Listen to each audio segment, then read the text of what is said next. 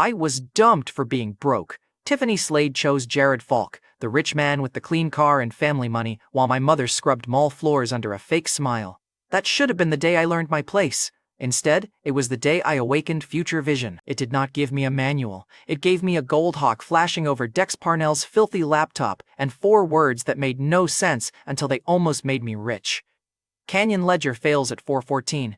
I did not know it yet, but that warning was the first step toward becoming a billionaire. First, I had 5 minutes to stop being broke. Dex laughed when I grabbed his wrist. He stopped laughing when I slapped a tiny game figure off his enter key, dragged the mouse to the crypto wallet he had recovered 5 minutes earlier, and hit sell. The screen asked for confirmation at 4:12. Dex lunged for the keyboard. "Darren, are you insane?" His elbow hit a soda can. The can rolled under the desk and clipped the power strip. The laptop flickered. Dex yelped. "If you kill this machine, I am haunting you while alive." I hit confirm. At 4:13, the order cleared. The balance turned into dollars. $2,800,000, give or take enough money to make my broke brain start speaking in animal noises. Dex stopped breathing like a normal citizen. Then Canyon Ledger froze. At 4:14, the page refreshed into a dead gray notice. Accounts unavailable. Withdrawals suspended. Emergency maintenance. Then the notice vanished too. Dex clicked refresh so hard the key begged for mercy. Nothing came back. A message board opened on his second monitor. People were already screaming. Wallets locked, balances gone, screenshots everywhere, a digital crime scene with better fonts. Only after the wipe did Dex's room come back into focus. It looked like a gaming store had fought a snack aisle and lost. Empty cans leaned against the tower. The game figure I had slapped off the keyboard lay face down beside a cold slice of pizza. Dex saw it, picked it up, and looked from the toy to the dead exchange. "The tiny soldier survived," Dex whispered. "Great. The plastic soldier has better risk control than Canyon Ledger." Another post hit the message board. A man said he had clicked sell at 4:14 and watched the button turn gray. Dex read that line twice. The toy stopped being funny in his hand. Dex slowly turned toward me. His face had lost every joke. "Darren," Dex said, and his voice cracked. "How did you know?" I looked at the empty place where the Gold Hawk had been. Later, I called it Gold Hawk Sight. That day, it was just a bird-shaped warning over a filthy laptop, and I had no clean answer for the only person dumb enough to trust me. "I saw it," I told Dex. Dex's mouth opened. I cut him off. "No speech. Move the money, now." Dex did move. He moved like a man defusing a bomb with hot sauce on his fingers. The exchange page stayed dead. The message board turned feral. One guy claimed his college fund had vanished. Another posted a screenshot of a balance dropping to 0. A third threatened a lawsuit against a website that no longer loaded. Dex read the comments and went pale. "This would have wiped me." "Us," I said. His eyes cut to mine. That mattered. Poor people hear the word us and start checking for the hook. Dex looked at the dead page again. "You swear you did not hack anything?" "Dex, I still ask you where downloads go." "True, criminal genius withdrawn." Then his face tightened. "If this bird thing comes back, you tell me before you grab my hardware like a raccoon. If it comes back, you listen faster." Dex held out his hand. "Deal. Also, I am charging the bird rent." I shook his hand because joking was how Dex crawled back from panic. The handshake made the money feel real. That got him moving. The wallet had started as a joke when we were younger. I bought the cheap coins. Dex guarded the password, lost the password, then found the password under an old mousepad like an idiot in a treasure movie. Our split had been written on a napkin. 50-50. Dex looked at the number again. "Half of this is yours. You remembered." Dex looked offended. "I am poor, not evil. Fair." My half crossed $1 million after the sale. 1 minute earlier, I had been a 23-year-old dropout with unpaid bills, a dead father's name people avoided, and an ex who treated poverty like a contagious rash. 1 minute later, I had 7 figures and a best friend staring at me like I had just bitten the future and made it bleed. Then my phone buzzed. "Mom," I answered before the first ring finished. Darren Ashby's voice came low and careful. That careful voice always meant someone near her had power over her paycheck. "Darren, honey," Mom said, "are you busy?" Behind her, a woman snapped, "Tell him to come later. I am not standing here all day." My hand tightened around the phone. "Where are you?" I asked Mom. Mom lowered her voice. "The mall. It is nothing." Nothing meant rent collectors, skipped meals, and Glenn Ashby's widow, smiling at people who would have ignored her if she still had our old address. "Which store?" I asked. Mom whispered the floor number. I was already moving. Dex scrambled after me with his car keys, a hoodie inside out, and one shoe untied. "Are we rich and sprinting?" Dex asked. "Yes. Excellent. Horrible. I hate cardio." His car looked like a rolling arcade cabinet. stickers on every window, a plastic sword in the back seat, a dashboard figure nodding like it approved of crimes. People stared at us at every red light. Good. I needed witnesses warming up. The mall smelled like perfume, fried sugar, and people pretending money made them taller. I found Mom on her knees beside a boutique display. A shopper in white heels stood over her with one foot lifted. She had a shopping bag on one arm and a smile sharp enough to cut cheap glass. A floor host hovered nearby, useless in the exact way paid employees become useless when a loud customer smells blood. The shopper pointed at a gray mark on her heel. She scuffed it, the shopper told the watching crowd. She can clean it properly, with her hands. The floor host gave Mom a helpless look. Helpless was his favorite costume. The shopper lifted her phone and shoved the camera toward Mom's face. Apologize while you clean. My followers love accountability. Mom flinched. That word did something ugly to me. Accountability from a woman using a cleaning worker as content. Dex reached my side and whispered, "Please tell me we are allowed to ruin her day." "Allowed?" I said. "We are encouraged." Mom held a cloth. Her fingers shook. The shopper saw me and wrinkled her face. "Who is this?" Mom looked up. For one broken second, she looked ashamed that I had seen her like that. Then Darren Ashby did the thing that hurt worse than the scuffed shoe. Mom lowered her eyes and told the shopper, "He is only passing by." She was trying to protect me from her humiliation. That line hit harder than being broke. I stepped between Mom and the shoe. "Stand up," I told her. Mom's eyes filled. "Darren, please." The shopper laughed. "Darren? Cute. Tell your mother to finish her job." I looked at the floor host. "Is this store policy? Customers making workers kneel for videos?" The floor host opened his mouth. The shopper snapped her fingers at him. "Do not answer him. He is trying to make this dramatic." Too late. The crowd had already smelled drama and formed a half circle. One kid near the entrance called his friend over. Another woman lifted her phone higher. The shopper had wanted a private servant scene. She had accidentally booked a public execution. The crowd shifted. Phones came up. Good. Now the room had witnesses. I looked at the shopper's heel. "How much?" She blinked. "Excuse me?" "The shoes. How much?" Her smile came back. "More than you can afford." There it was, tiny throne, cheap crown, classic clown setup. Dex arrived behind me, breathing like a dying vacuum. "Darren, please tell me we are buying violence legally." The shopper glanced at Dex's hoodie and laughed harder. "Oh, this gets better." I opened my banking app. The number on the screen still looked illegal. "I will buy the shoes off your feet for 10,000, I told her. "You apologize to Darren Ashby first, full name, clear voice, then you leave with your pride or the money. Pick one." The floor host looked at the shopper. The crowd leaned in. The shopper's face twitched. Greed pulled first. Pride tried to catch up and tripped over its own heels. 10,000? She asked. I held up the phone. "One offer. 10 seconds. Dex started counting before I asked him to. 10, 9, 8. The shopper hissed. "Stop that." Dex smiled. 7. I am emotionally invested now. A teenage girl near the display began filming closer. The shopper looked at Mom, then at the phones, then at my screen. "Fine," the shopper snapped. I did not move. She swallowed. The woman turned toward Mom. "Darren Ashby, I apologize. I overreacted." "Weak apology. Still public. Still hers." Mom stared at her like the words had arrived in the wrong language. I tapped the transfer. The shopper's phone chimed. Her greed smiled before her face remembered the crowd. Then I pointed at the shoes. "They are mine now." The smile died. Dex made a tiny choking sound behind me. The shopper looked down at her own feet. "You cannot be serious. You sold them," the teenage girl with the phone whispered. "No way." The shopper's cheeks went red. She stepped out of the heels one at a time. The mall went quiet except for cameras and Dex failing to hide his joy. Barefoot on polished tile, the shopper looked smaller than she had 5 minutes earlier. Tiny kingdom. No shoes. Very sad throne. I picked up the heels by the straps and handed them to Dex. Dex held them away from his body. "Why am I holding villain loot? Evidence of a bad purchase." Then I walked into the boutique behind the display. The floor host suddenly discovered a spine. "Sir, we can assist you." Funny how a bank balance fixes customer service faster than training. I pointed at the same style of heels. "Mom's size, new box." Mom grabbed my sleeve. "Darren, no." "Yes, I cannot wear those." "You are not wearing them for her." The floor host brought the box with both hands. I paid. The shopper stared at the card approval like the register had betrayed her personally. That tiny beep did more damage than a speech. The floor host's back straightened. The boutique clerk's smile turned expensive. Even the security guard by the entrance stopped pretending he had not watched the whole thing. The money made them careful before morality got out of bed. The register approved with a cheerful little beep because even machines enjoy public humiliation when the receipt is big enough.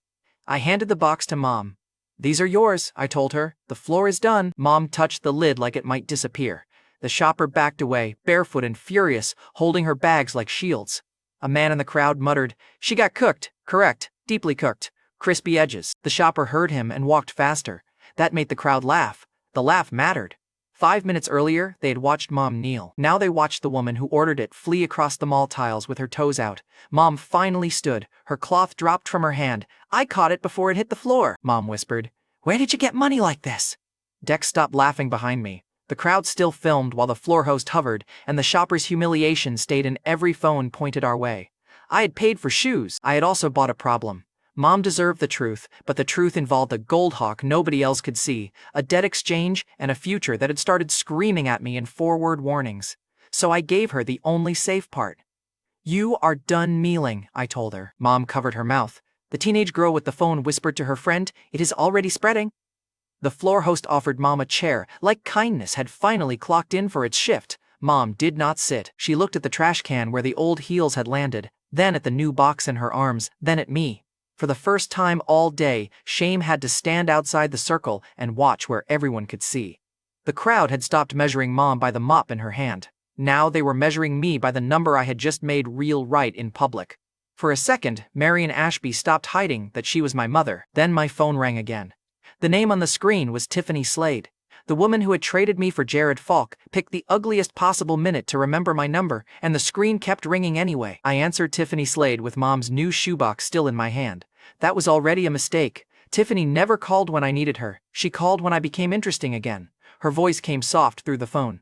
"Darren, was that mall video really you?" Mom looked at the screen. Dex mouthed, "Absolutely not. Like Tiffany could crawl out of the speaker and charge us rent." I stepped away from the crowd. "You called fast." Tiffany gave a small laugh. "People are posting it everywhere. $1 million did not make you patient, I guess. $1 million made your number look smaller." Silence. That one landed.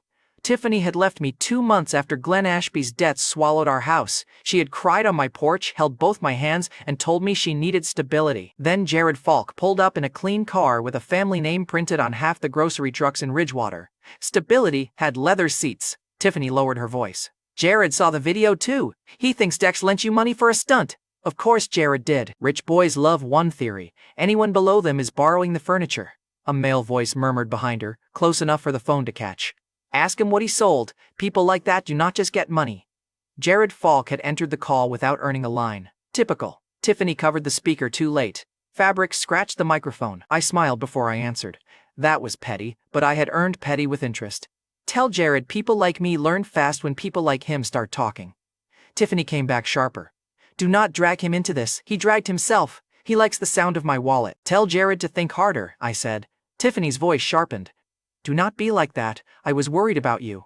"You were worried the broke version came back with a receipt," Mom whispered. "Darren." That was my line. I stopped before the anger splashed onto her. Tiffany breathed once. "I chose the life I wanted. Clean rooms, serious people, no shame. That was always my dream." There it was. She had turned my mother's cleaning cart into a warning sign and called it ambition.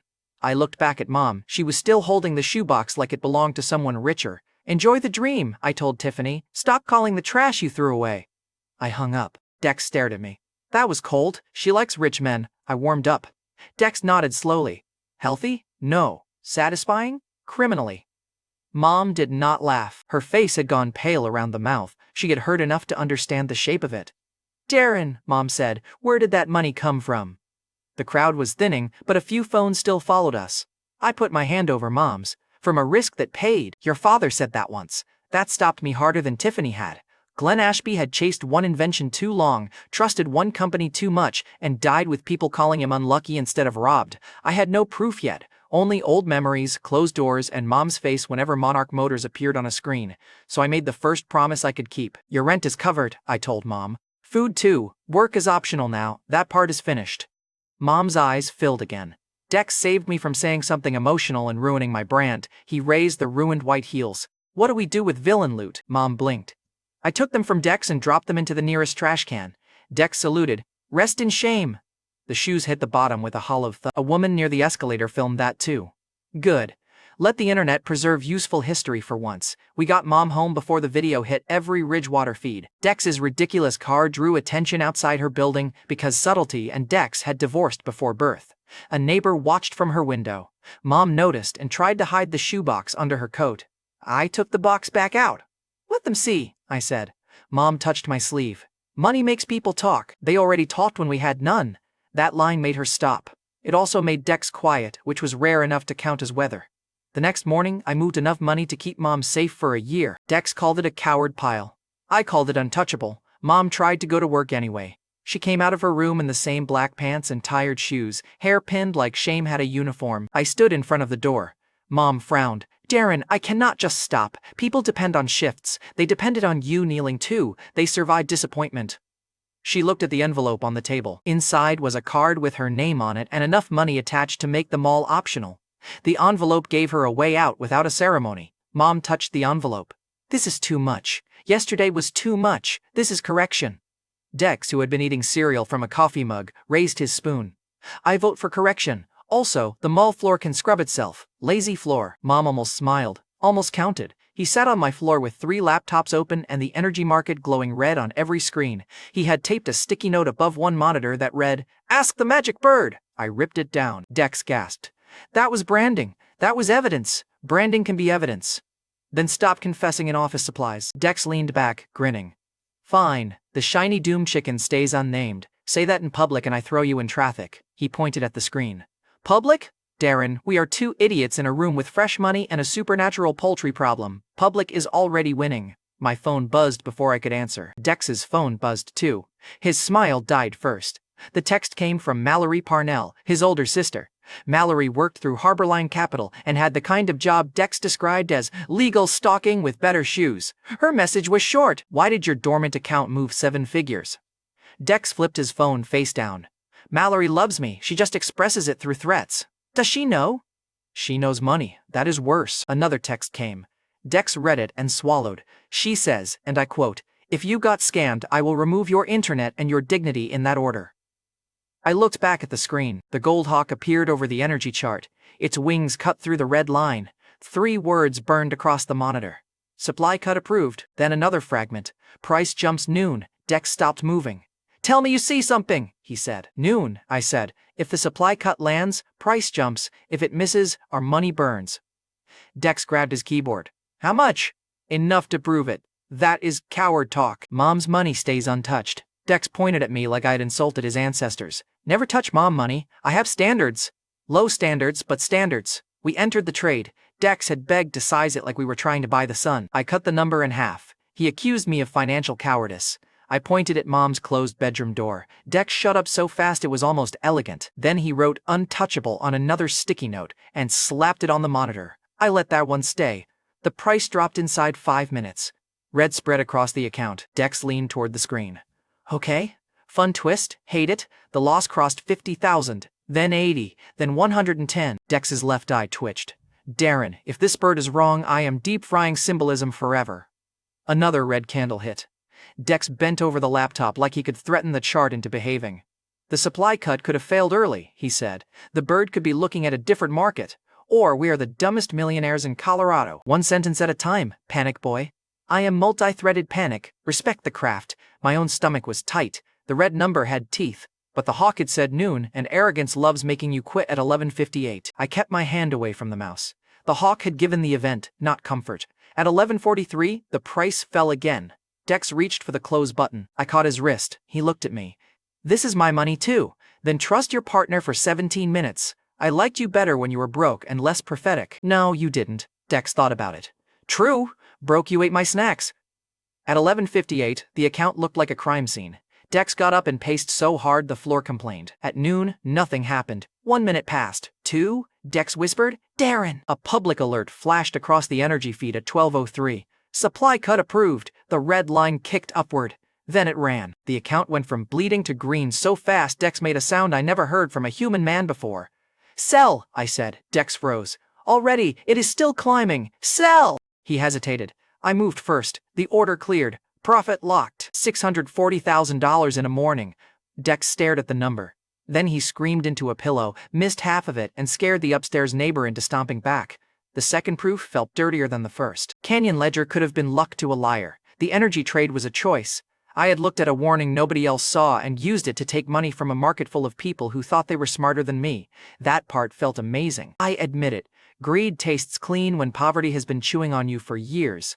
Then Tiffany texted, "Saw the video again. Can we talk without you being cruel?" I showed Dex. Dex read it and made a face. Translation: her rich boyfriend asked questions and she wants to know if you are still emotionally on layaway. Answer for me.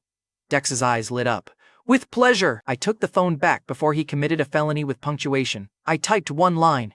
Ask Jared to explain it. Tiffany did not answer. Good. Silence from someone who abandoned you can be a small holiday. That holiday lasted 11 minutes. Then she sent a voice message. I almost deleted it. Dex snatched the phone like a raccoon with legal standing. No, no, no. Villain audio is educational. He played it before I could stop him. Tiffany's voice came out strained. Darren, I did what anyone would do. Jared has a future. You had grief and debt. I wanted a life where I did not have to apologize for wanting nice things. Dex paused the message. His grin was gone. She really said that out loud, he muttered. I took the phone back. The old Darren would have argued with her. The new one had a green account screen and no appetite for begging. I typed nothing. That made her message sit there alone, which was exactly where it belonged. Dex's phone buzzed again. Mallory. This time the message had no joke in it. Stop moving money until I call. Dex shoved the phone under a cushion like that would defeat finance. She cannot see everything, he said. A new alert popped on my laptop before I could roast him for that lie. An ad filled the side of the screen. Orion Mobile's Nova 6, sleek phone, bright glass, smiling actors pretending batteries never betrayed anyone. The Goldhawk landed across the ad. Its claws sank into the glowing phone. The words came colder than the last warning. Nova 6 dies. Dex read my face. His celebration drained out. A phone company? He asked. The hawk vanished. The Nova 6 ad kept smiling. That ad had everything rich people trusted. Clean glass, clean hands, a promise that technology would behave because the box cost enough. I had just learned the future liked ugly jokes.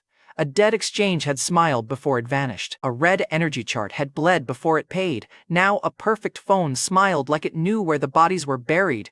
That was the worst part.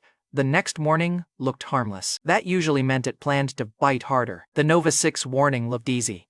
That should have scared me. The Goldhawk had given me 2 words and 0 mercy. Nova 6 dies. It gave no date and no reason. The rule was brutal. A correct future with wrong timing could still bleed us dry.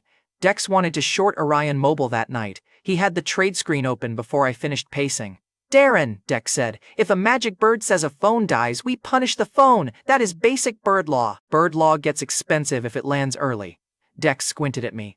You're using caution words. I hate caution words. I hated them too. Caution sounded like the old Darren. Tiffany had left that version. That version watched Mom scrub floors while rich people explained patience from seats built on everything he lost. Then my phone buzzed.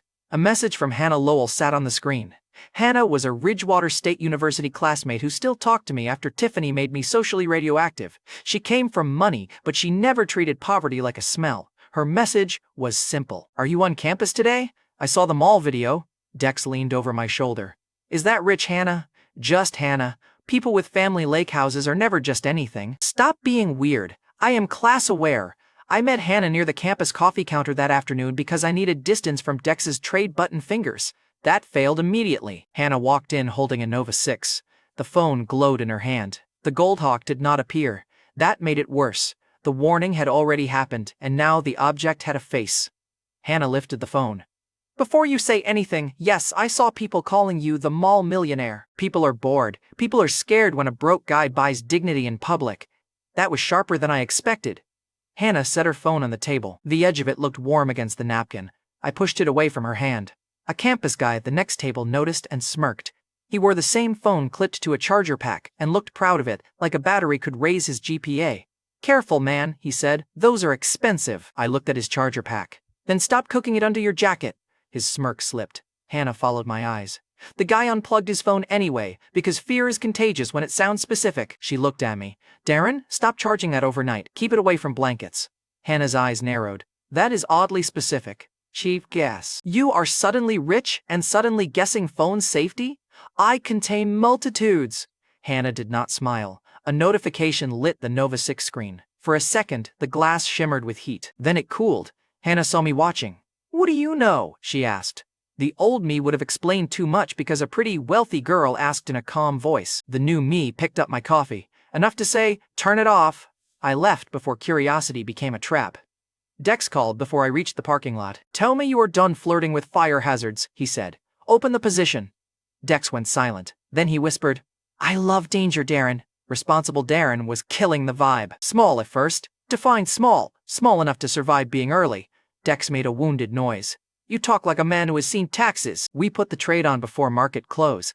Dex had named the account Arc 8 Holdings without asking me. He said serious money needed a serious name. I said serious money needed fewer stickers on the laptop. He ignored both ideas. The account name looked absurd on the screen. Arc 8 Holdings. It sounded like we owned a glass office and several people named assistant. In reality, we had Dex's couch, 2 laptops, 1 folding table, and a trash bag full of energy drinks. Dex admired the name like he had carved it into a building. One day, people will fear this login. Today, they will laugh at it. Fear often starts as laughter. That was the most dramatic thing he had ever said while wearing socks with cartoon bones on them. Then, the order filled, and the joking stopped. The rule was simple.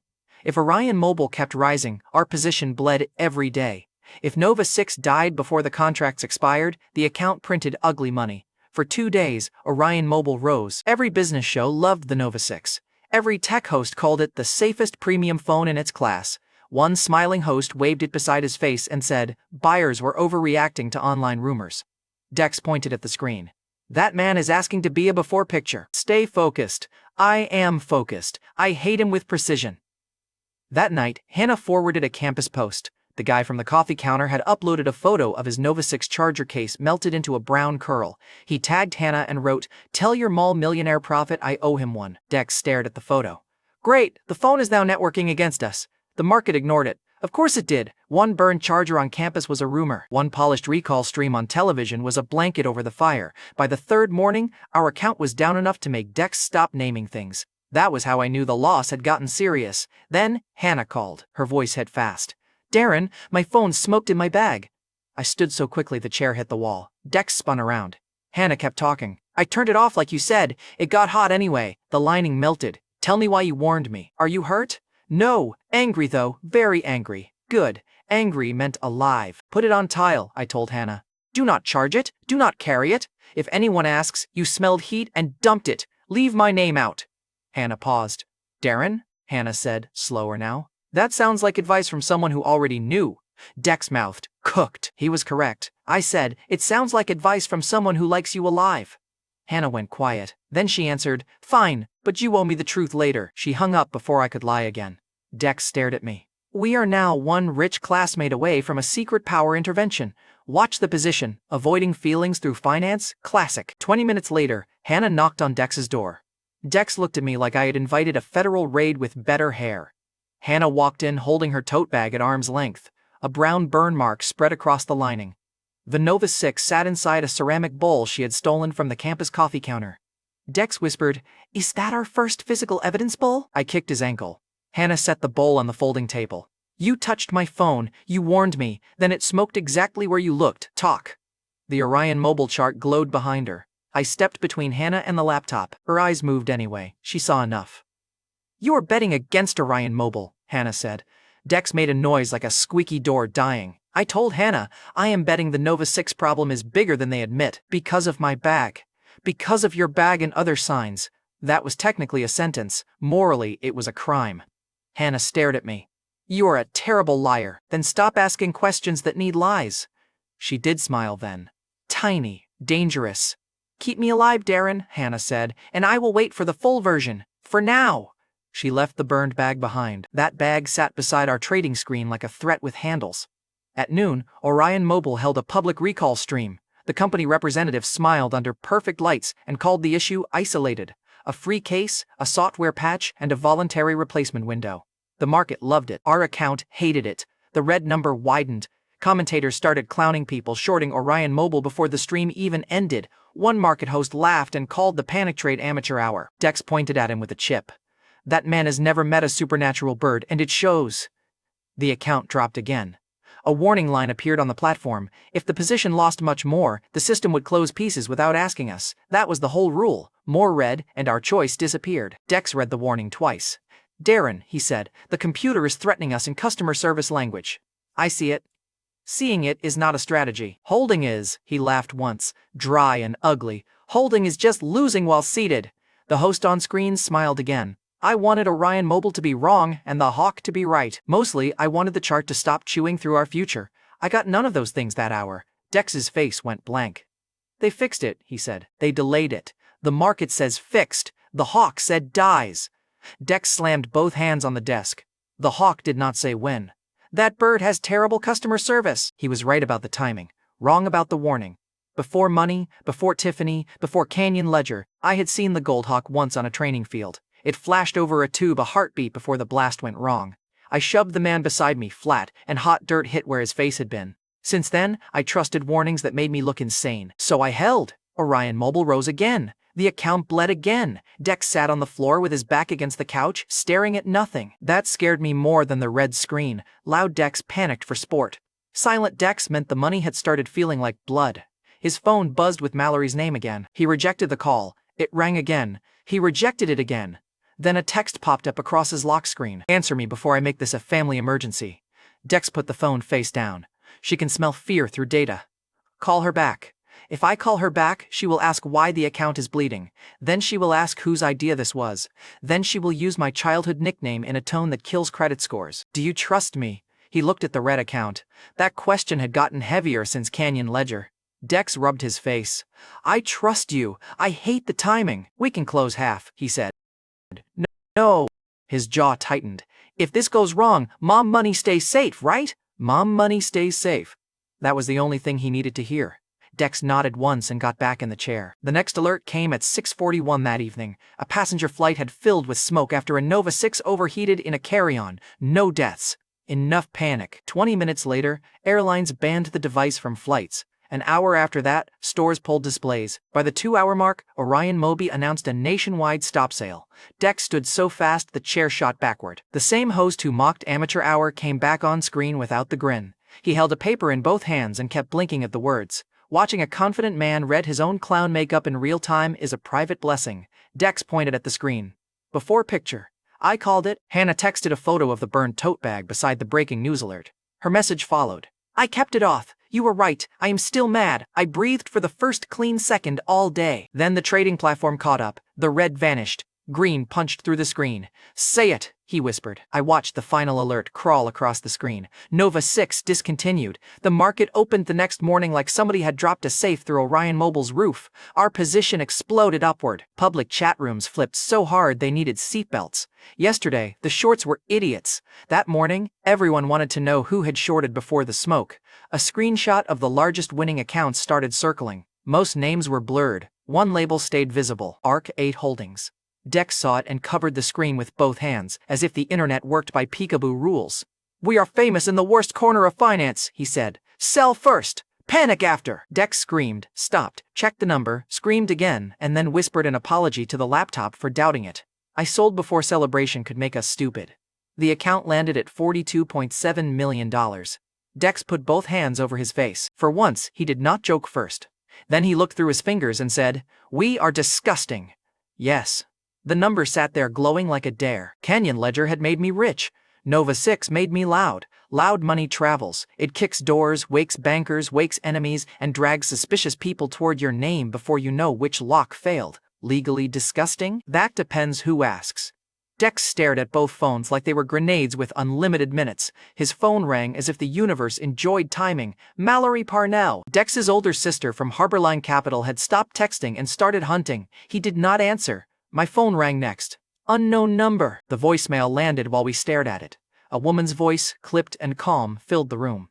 Darren Ashby, this is Mallory Parnell. You and my brother are going to sit in one room with me before dinner. If another trade moves through that access before I arrive, I freeze every door I can reach. Dex swallowed. She says freeze poetically, he said. She means violently, through paperwork. I looked at the balance. $42.7 million had felt huge for about 8 seconds. Then someone competent said, my full name, my best friend's name, and access in the same breath. The next enemy had a phone, a sister's rage, and a job built around finding people who thought money made them invisible. Hannah texted while the voicemail ended. You knew! I looked at Dex. He looked at me. The gold hawk was gone, but the room still felt haunted. I thought the hard part was making money without getting caught. I had not met the woman who could freeze our doors with one phone call. Mallory Parnell beat dinner to the door. $42.7 million sat on Dex's screen. Hannah's text still glowed on my phone, and the woman from Harborline Capital arrived carrying one black tablet like a loaded weapon. Mallory was Dex's older sister. She also worked in the part of Harborline that found money trails before the money got comfortable. That made her family and threat at the same time. Fun combination, terrible for digestion. Dex opened the door with a fake smile. Mallory, great timing, we were just discussing dinner. Mallory stepped past him. Sit down. Dex sat so fast the couch squeaked. I stayed standing. Mallory looked at me once, then at the Arc 8 Holdings balance on the laptop. Her face did not move. That annoyed me. $42 million deserved at least one tiny blink. Mallory tapped her tablet. The trading screen refreshed. A gray lock appeared over the next order button. Dex made a wounded noise. You froze the button? I froze the route, Mallory said. The button can keep pretending. Our money felt trapped. She looked at me. Darren Ashby, explain Orion Mobile, I answered. No. Dex choked on air. Mallory's eyes sharpened. Wrong first answer. Mallory's eyes moved past me to the ceramic bowl on the folding table. Hannah's burned tote bag still sat beside it, the brown mark ugly against the fabric. Dex saw Mallory notice it and tried to stand in front of the table. He failed because subtlety died in him as a child. Mallory pointed at the bag. Please tell me that is not connected to your Orion trade. Dex looked at the ceiling. Decorative safety textile. Dex, fine, it smoked. Mallory's gaze snapped back to me. You had a burned Nova 6 bag in this room and still held a massive short through the recall? I held because the recall did not answer the problem. That sentence makes you sound sane for exactly half a second, Mallory said. Then the timing makes you look cooked. Dex whispered. I told him cooked was contagious. Mallory ignored him again. The bag helps your story. It also proves you had product-specific information before the public did. Help and harm in one ugly tote. Congratulations. That was the thing with competent people. They ruin your favorite lie before you finish shaping it. I said, good, then we are past the polite part. Dex whispered. There was a polite part. Mallory ignored him. Your account entered before the Nova 6 smoke wave, held through a public recall, and exited after discontinuation. That timing gets people buried. I pointed at the bag. The phone burned. Lots of people guessed that late, Mallory snapped. You bet early, held red, and sold clean. Nobody does that by accident. I pointed at the locked screen. You came here to ask or punish. I came here to stop my brother from becoming evidence. Dex raised one finger. I prefer asset. You prefer cereal from a mug, Mallory cut in. Nobody asked. He lowered the finger. Mallory turned the tablet toward me. The lock icon pulsed over Arc 8's access route. One tap from her and our disgusting miracle became a very expensive museum exhibit. That was her flex. Clean, quiet, brutal. I respected it enough to hate it. Here is your rule, Mallory said. No more trades through anything I can touch until I know whether I am looking at luck, fraud, or a felony with snacks. Dex looked offended. The snacks are unrelated. Not helping, I told him. Mallory leaned closer. Was this your idea or Darren's? Dex opened his mouth. I watched him choose. One ugly second stretched too long. Dex pointed at me. Darren grabbed my laptop during Canyon Ledger, pushed the energy trade, and made me hold Orion Mobile. Mallory's gaze cut back to me. My stomach went cold. Dex kept going. He is the reason I am rich, terrified, and possibly on a watch list. I want that recorded. Recorded? I said. Dex lifted both hands. Emotionally recorded, maybe spiritually. Mallory studied him. Did he force you? Dex stared at the balance. Then he grinned like an idiot walking toward traffic. Yes, he made me sell before Canyon Ledger died, respect mom money, and become the poor man's least tragic crypto goblin. Mallory's mouth tightened. I breathed again. Barely, for now. Dex, she said, answer like an adult. I am answering like your brother. Dex shot back. Lower expectations. Mallory looked ready to remove him from the species. I cut in before they started a family war over vocabulary. I saw Orion's risk before the market priced it, I said. I acted. Dex chose to back me. That is the answer you get today. Mallory stared at me for 3 silent seconds. Then she laughed once. It had no joy in it. That is a sales pitch with the blood wiped off. Still better than a prison speech. Her eyes narrowed. Good. Now we were both awake. I stepped closer to the locked laptop. You can freeze the door. Then Harborline gets a suspicious account, Dex gets boxed in, and I find another route with worse people around it. Dex muttered. Please don't say worse people while my sister is holding the leash. I kept going. Or, you help build a company clean enough to survive attention. Mallory's expression sharpened. There it was! Before she answered, Mallory did one more ugly thing. She tapped the tablet and our balance vanished from the main screen. Only a blank access page stayed up. Dex shot to his feet. You kidnapped the number. I put it where you cannot emotionally lick it, Mallory said. That number and I were bonding. You were drooling. I looked at the blank screen and felt the leash again. The blank screen taught the lesson. Mallory could make money invisible to us faster than we had made it visible to the world. That was a lesson. I disliked educational violence when aimed at me. The threat was the front door. $42 million does not sit still. Loose money becomes bait fast. What are you offering? She asked. Authority. Dex blinked. Dangerous word. I nodded at Mallory. You get paid. You control size, exits, and anything that keeps Dex from doing math with vibes. My source stays mine. Dex clutched his chest. Betrayal from my own profit. Mallory did not accept with a handshake. She tapped her tablet. One trading route on Dex's laptop blinked from gray to white. Dex lunged for the mouse. Freedom? The button flashed red. Authority document required. Dex recoiled like the laptop had bitten him. Mallory looked at me. One route opens when my authority is signed. The rest stay buried until I trust your survival instincts. Then write fast, I said. Her tablet lowered half an inch. That was the first real movement in her face. No source, no protection, Mallory said. No trust, no company, I answered. Dex looked between us. This feels like two knives flirting. Mallory snapped her fingers at him. Dex drawer, now! Dex froze. My eyes went to him. He opened the drawer under the game controller pile and pulled out a napkin sealed in a plastic sleeve. I knew that napkin. Canyon Ledger split. 50-50, written years earlier in Dex's terrible handwriting. Dex had laminated it. Of course he had. Mallory took one look. You preserved a napkin. Dex hugged it to his chest. History deserves protection. History has grease stains. Authenticity! Mallory rubbed her forehead. Then Dex held the napkin out to me. His grin faded. This split is dead, he said. There it was. The betrayal shape. Money makes everyone romantic until the number gets ugly. Then people start using words like fair and deserve while their eyes count exits. I had expected greed from strangers. I hated that I expected it from Dex for one breath. Mallory watched my face, and that made it worse. Dex tore the plastic sleeve open. Then he ripped the napkin in half. The old 50-50 split died in his hands. My throat tightened before I could stop it. Dex put one half on the table. I get 20. He put the other half in front of me. You get 80. Mallory stopped moving. I looked at Dex. He pointed at me like I was the idiot. Do not look noble. I hate noble. The bird picked you. The calls are yours. And mom money exists because you stopped me from becoming a market raccoon. Dex. No. I bring capital, chaos, and occasional snacks. You bring the future. 80-20. Mallory's voice came lower. Dex, 42 million at 50% is already life-changing. Dex shrugged. 20% of Darren being Darren beats 50% of me being stupid. No speech could have matched that. The clown had walked into the ugliest money room of my life and handed me control because he understood the one thing Mallory still wanted tested. He trusted me before trust was safe. I looked down at the torn napkin. For once, my mouth had no joke ready. Mallory broke the silence by sliding a folder from her tablet case. Inside was a cheap printed certificate Dex had clearly made himself. ARC 8 Holdings. Darren Ashby, Chief Executive Officer. The font looked stolen from a haunted dentist office. Dex coughed. I made it during the energy trade. Mallory stared at the paper. This is hideous. It has gravitas. It has clip art. I picked up the certificate. Ridiculous status object or not, the words hit. Chief Executive Officer. Yesterday, I was a broke dropout with a mall video. Now the title sat in my hand, ugly font and all.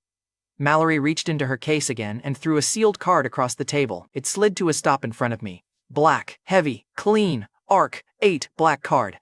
Dex stared at it like it had descended from heaven wearing sunglasses. Do not touch it, Mallory warned him. Dex pulled his hand back. I was admiring respectfully. You were preparing a felony with appetizers. Mallory tapped the card. This is not spending money. This is a leash with better plastic. Every purchase tells a story now. I picked it up. The card made the CEO certificate feel heavier than the joke font deserved. Power looked cooler before professionals put rules on it. Mallory tapped her tablet again. The lock disappeared from the trading route. Dex whispered, freedom. Mallory pointed at him. Temporary parole.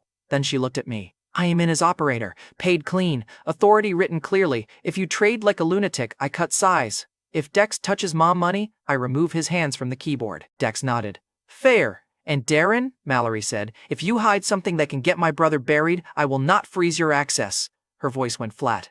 I will freeze your life. There was the final threat. No courtroom, no lecture, just family violence dressed in Harborline heels. I held her stare. Then keep up.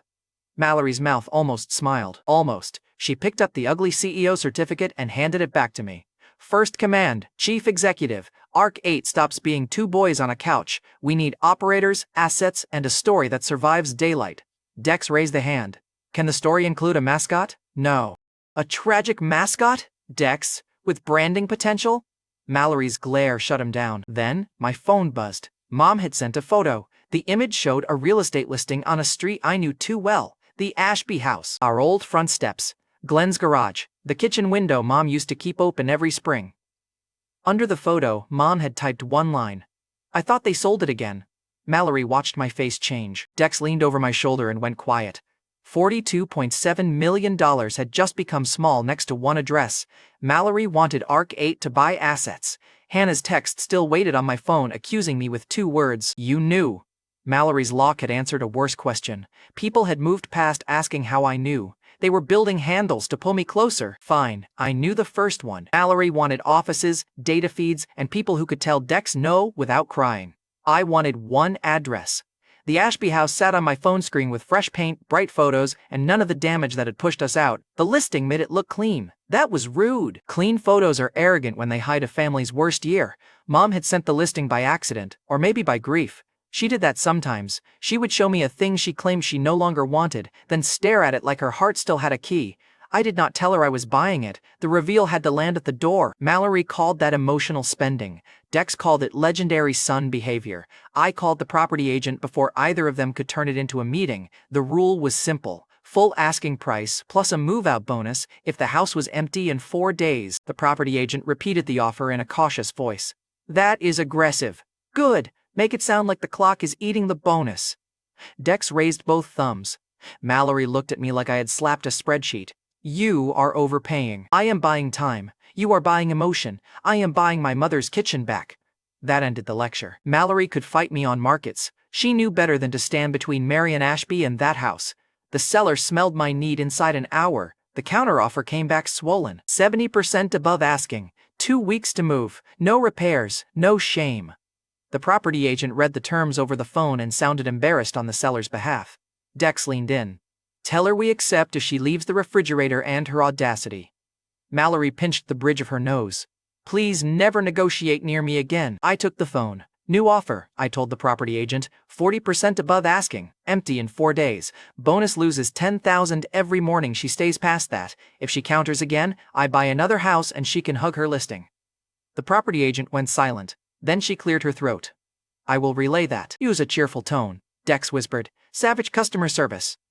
The seller accepted 9 minutes later. Greed had sprinted straight into the leash. Beautiful form. Terrible dignity. By the 3rd day, the seller was rushing boxes into a truck and asking whether the transfer was still real. Mallory sent proof through the property agent. The seller's tone turned polite enough to need disinfectant. Money made her fast. Kindness never clocked in. That was enough. On the 4th morning, the seller tried one last bite. The property agent called while we were 3 blocks away. Her voice had the strained cheer of a person trapped between greed and a wire transfer. The seller says the old tape inside the pantry is adhesive damage, the property agent said. She wants another $10,000 to leave the house as is. She also wants to leave the garage freezer. Dex, wedged in the back seat with a box of cleaning supplies, leaned forward. Sentimental tape and a villain freezer? This house has lore. Mallory closed her eyes. Do not help, I told the property agent. Put me on speaker. A click sounded. The seller's voice came sharp. It is just tape. I can have cleaners scrape it off before you arrive. My hand tightened around the phone. Touch that pantry door, I said, and your bonus loses $5,000 every minute until you apologize to the wood. Silence, Dex mouthed. Pantry hostage situation. The seller snapped. You cannot just lower it. I can lower it now. I can lower it again. I can buy another house and let you explain why tape beat your closing. A mover shouted in the background. Then the seller's voice changed. Smaller now. Fine, nobody touches the pantry. The freezer is leaving. Great. The freezer gets closure and the pantry survives your personality. Dex silently applauded from the back seat. Dex almost swallowed his own laugh. When we reached the house, 2 movers were dragging the freezer down the driveway like a dead appliance with legal problems. The property agent stood on the porch and held up a photo of the pantry door. The old strip of tape was still there. Good. The seller had tried to tax my grief and lost to pantry adhesive. Petty? Yes. Necessary? Also yes. Dex tried to help with the house reveal by installing gadgets. This was a mistake. I arrived at the old front door and heard a motion sensor chirp. "Welcome back, Marion," in a fake castle voice. I stared at Dex. Dex held a tiny screwdriver like a guilty raccoon. "Too much?" Mallory, standing beside him with a folder, answered before I could. "It sounds like a toy store got cursed." I ripped the battery out. Dex looked wounded. It had a second mode. That is why the battery died. We got the house quiet before Mom arrived. No jokes inside the wound. Even Dex understood that, eventually. Mom thought we were picking up dinner near the old neighborhood. She stepped out of the car with her old purse pressed to her ribs and looked at the front steps, her mouth parted. "Darren," Mom said, "why are we here?" I held out the Ashby house keys. She did not take them, so I put them in her hand. "This is yours again." Mom stared at the keys. Then she looked at the door, the garage, the kitchen window, and the patch of grass where Dad used to pretend he knew how to fix sprinklers. Her knees bent. I caught her before she dropped. Dex turned away fast, wiped his face, and lost that fight immediately. He ugly cried into his sleeve like a man trying to strangle a fountain. Mallory looked at the street because even she knew this room had started before the door opened. Mom whispered, "You should have kept the money safe." I did. "This is not safe. This is why safe matters." She closed her fingers around the keys. The lock turned on the first try. That sound hit harder than the Arc 8 balance. Mom stepped into the entryway and stopped breathing for a second. The house smelled like dust, fresh paint, and someone else's candles. Under it, the old bones were still there. Mom walked straight to the kitchen. Glenn Ashby had drawn half his wild ideas at that table. Motors, sensors, sketches, angles. I never understood. He had believed work could save us if the right people saw it. The right people had seen it. Then, they took it. Mom touched the counter beside the sink. "Your father signed the Monarch papers here." The name tightened the room. Monarch Motors. She did not say more. She did not need to. I remembered Glenn's hands shaking over a cheap pen. Men in clean jackets had promised partnership. Mom had cried behind a closed door after the calls stopped coming. The full wound could wait. Mom opened the pantry door. A strip of old tape still clung to the inside panel. She touched it with one finger. He used to tape sketches here when the table got full. I remembered that too. Glenn would draw while the coffee burned. He would talk about safer cars, smarter sensors, ways to make machines react faster than scared humans. I had been too young to know which sentence mattered. Mom kept her voice steady. "The Monarch men liked the drawings. They said your father would be part of something big." Dex had gone silent in the hallway. Mallory looked at me, then away. Mom closed the pantry door. Then the call stopped. That was all she gave us. It was enough to make the old house feel less peaceful. The seed had teeth already. Mom opened one drawer. It was empty. She laughed once, then covered her mouth and cried harder. I stood beside her and said the only thing that mattered. "No one takes this house from you again." Mom grabbed my hand. No cameras, no crowd, no barefoot mall villain. Just the woman who raised me standing in the kitchen poverty stole, holding keys poverty could no longer touch. Then Dex ruined himself by whispering from the hallway, "I am trying so hard to be normal." Mom laughed through tears. "That counted as mercy. We ate takeout on the kitchen floor because furniture had not arrived, and I refused to let anyone turn the night into logistics." Mallory lasted 17 minutes before work found a crack in the door. She brought in a thin man with a wrinkled jacket, tired eyes, and the posture of someone who had lost fights with rich rooms. "This is Brock Hensley," Mallory said. "Former market analyst, too sharp to leave unemployed, too dangerous to bring in blind." Brock nodded to Mom first. "Good. Smart man, correct priority." He looked at me second. "Arc 8 Holdings." Dex stopped mid-bite. Mallory watched Brock like she had brought a knife to see whether it cut. I set down my takeout box. "That name is public." Canyon Ledger was timing, Brock said. The energy trade was discipline. Orion Mobile was different. You entered before the public fear, held through the recall, and exited before the crowd copied you. Dex's fork slowly lowered.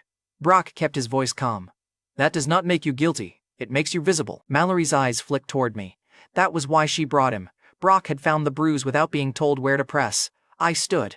"Why say that in my mother's kitchen?" Brock looked at Mom, then back at me. "Because if I can see the pattern from scraps, people with better tools can see more. You need someone who can spot them spotting you," Dex whispered.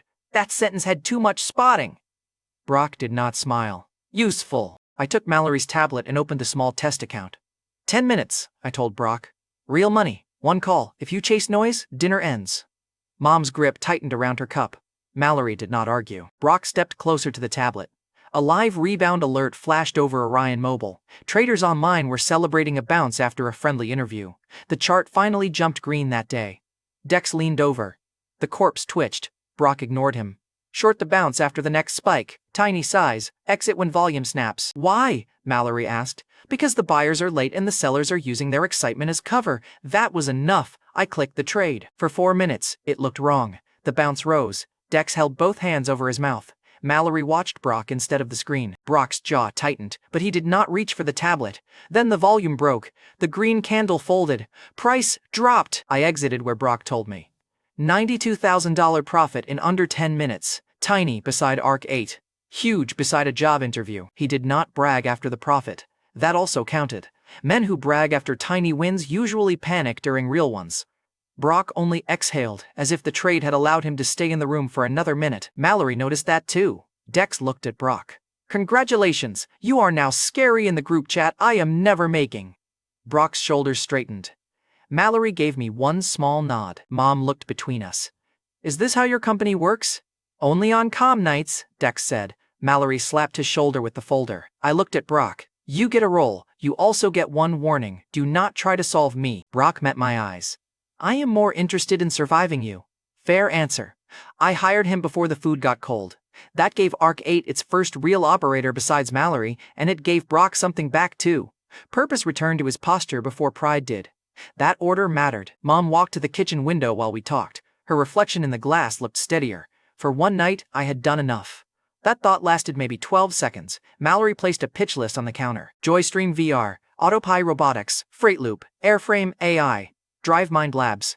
The markets noticed Orion, Mallory said. If we keep trading public shocks, attention tightens. We need private assets before the next door closes. Dex peered at the list. Autopie Robotics sounds fake. I love it already. Brock frowned at the names. Half these companies look ridiculous. I looked at the blank places beside them, where numbers would go and futures might hide. The Goldhawk did not appear yet. That made the list worse. Family Safety said stop. The company said, move faster. Good. I was tired of moving slowly for people who already stole enough. By morning, the ridiculous names would line up in front of me, and one of them would be worth more than any chart we had touched. The startup gauntlet started with a company that wanted to sell fake concerts to people wearing plastic goggles. So of course Dex loved it. Mallory had borrowed a conference room inside Harborline Capital Tower because Arc 8 needed daylight and because Dex's couch still had chip dust in the keyboard. She named the fund arm Kite Bridge Capital. Dex's first 3 suggestions had sounded like energy drinks that gave people chest pain, so Mallory saved us from branding jail. Isadora Chen joined us at the long table with a red pen, a plain folder, and the calm of someone who could find a trap in a birthday card. Mallory introduced her without ceremony. Isadora is Harborline counsel. If a founder hides poison in the last page, she catches it before Dex celebrates. Dex lifted one hand. I celebrate ethically. Isadora looked at his cartoon socks. I will be the judge of that. Good. She belonged. The rule for the day was simple. 24 hours of pitches. Fast money if we want it in. No begging later if someone else funded first. Brock set a small notebook beside his tablet. How much are we risking today? Enough to hurt if I am wrong, I said. Small enough to keep breathing. Mallory gave me a look. That is the most responsible, reckless sentence you have ever said. Dex raised one finger. Growth. Isadora underlined the word risk on her pad. Good. Everyone heard the leash before the first founder walked in. Across the room, a rival investor in a silver watch took the best chair and smirked at every young founder who walked in. He did not get a name. Men like that come factory-made. He recognized me from the mall video and Orion chatter. That made his smirk worse. Outside the glass wall, founders waited with laptops hugged to their chests and hope sweating through their shirts. They whispered when I walked in. Mall millionaire, Orion guy, crypto kid. Cute titles. All wrong in different directions. The rival investor heard them too and enjoyed it. People like him do not need power every second. Sometimes they only need the room to laugh first. He leaned back and looked at Mallory. Harborline is renting rooms to lottery winners now? Mallory did not glance up from her tablet. Harborline rents rooms to people who pay on time, Dex whispered. She bit him without teeth. The rival investor smiled at me. Your viral shoe routine was fun. Venture is adult money. I looked at the founders in the hallway. They were listening through the glass because humiliation travels better than Wi-Fi. Good, I said. Then act like an adult and stop begging strangers to laugh. The first founder at the door straightened. The rival's smile twitched. Small hit. Useful hit. The mall millionaire is doing venture now? The rival investor said. Adorable. Dex leaned toward me. Can I bite? No. Verbally? Later. The first founder walked in with Joystream VR on her badge and a headset under one arm. She pitched virtual concerts, digital rooms, paid fan events, and enough glowing avatars to make Dex sit forward like he had seen religion with subscription fees. The rival investor laughed before she finished.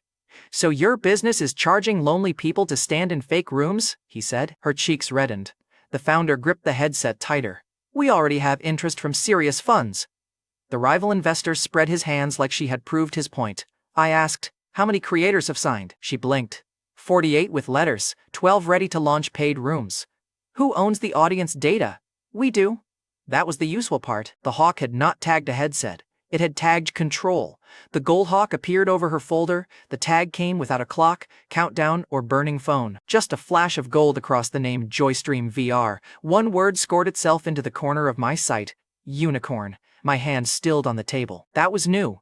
Goldhawk's site had started with disasters. Now it was tagging futures before the crisis arrived. The rival investor kept laughing, building his own little coffin with premium dental work. I leaned forward. "How much runway do you need to own the creator side before copycats arrive?" The founder blinked. The silver watch snorted. "He does not even know what he is asking." "I know you laughed before the revenue model," I said. "That saves me time." Dex whispered. "He has been lightly sautéed." The founder looked at me, then at Mallory, then at Isadora's red pen. "We need 2 million to scale." "Kitebridge can clear it today," I said. "Founder control stays with you. Strategic rights stay with us. You get speed, we get early access, 24 hours. The rival investors stopped smiling. The founder's posture changed. 5 minutes earlier she was pitching to a room waiting to mock her. Now she was negotiating with the only table that had asked about the part that mattered. Status flipped fast when money stopped giggling. The rival investor stood. "You cannot seriously fund a cartoon concert box." I looked at him. "You can seriously watch." That shut him up for almost 8 seconds, a personal record probably. The next pitch was AutoPie Robotics. The founder rolled in a squat machine that looked like a trash can had eaten a bakery. It whirred, beeped, and slid a tiny pie onto a plate with all the dignity of a drunk vending machine. Dex stood and clapped. Mallory grabbed his sleeve and sat him down. The rival investor burst out laughing. "This is the dumbest thing I have seen today." Dex raised a finger. "Incorrect, you also spoke." The room enjoyed that more than it should have. Then the pie machine smoked. For one glorious second, the founder looked like his whole life was about to become a kitchen incident. He slapped the side panel. The machine coughed, settled, and printed a second pie. The Goldhawk flashed over the AutoPie folder. "Unicorn." I stared at the smoking machine. The future had terrible taste. That was fine. Money often does. I asked one question. "Can it make 10,000 units without exploding in a mall?" The founder swallowed. "Yes, with manufacturing capital." The rival investor wiped his eyes. "Please fund the pie trash can. I need this story at dinner." I turned to Isadora. "Terms." Isadora opened the founder's draft and marked one clause in red before the founder's attorney finished smiling. "This buyback clause lets your manufacturer reclaim control at the old valuation if the robotics line scales," Isadora said. "That would cost Kitebridge the upside." The founder's attorney went pale. The founder turned on him. "You told me that was standard." Isadora tapped the page. "Standard for people planning to rob you politely," Dex whispered. "I adore her." Mallory looked almost proud. The rival investor's smile thinned. He had laughed at the machine. Isadora had found the actual knife. The founder's attorney stopped smiling first, then the rival stopped laughing. Even Mallory's pen paused.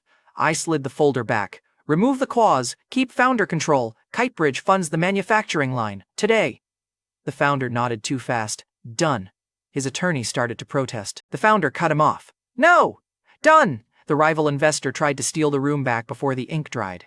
He slid a silver folder toward the AutoPie founder. "Clean money, no lectures, better people at the table." The founder hesitated. Fast money scares tired people when it arrives wearing a watch. Isadora plucked the silver folder off the table before the founder touched it. Her red pen found the trap in one breath. "Miss one delivery milestone, and this clause hands your pilot units to his side vehicle. That is not funding, that is a robbery with nicer paper." The AutoPie founder stared at the rival investor. Then he tore the silver term sheet in half. The room made the quietest loud sound I had ever heard. Dex whispered, "Pie robot chose violence. Good." We had saved a weird company, killed 2 hidden clauses, and made the rival lose status before the next badge even walked in. A tiny line formed outside the room after that. That changed the pressure. Before Joystream, founders were trying to impress us. After AutoPie, a few started trying to avoid the silver watch. One founder even whispered to Mallory, "Is he with you?" Mallory looked at the rival investor. No, he is with himself. The rival heard it, his jaw clicked.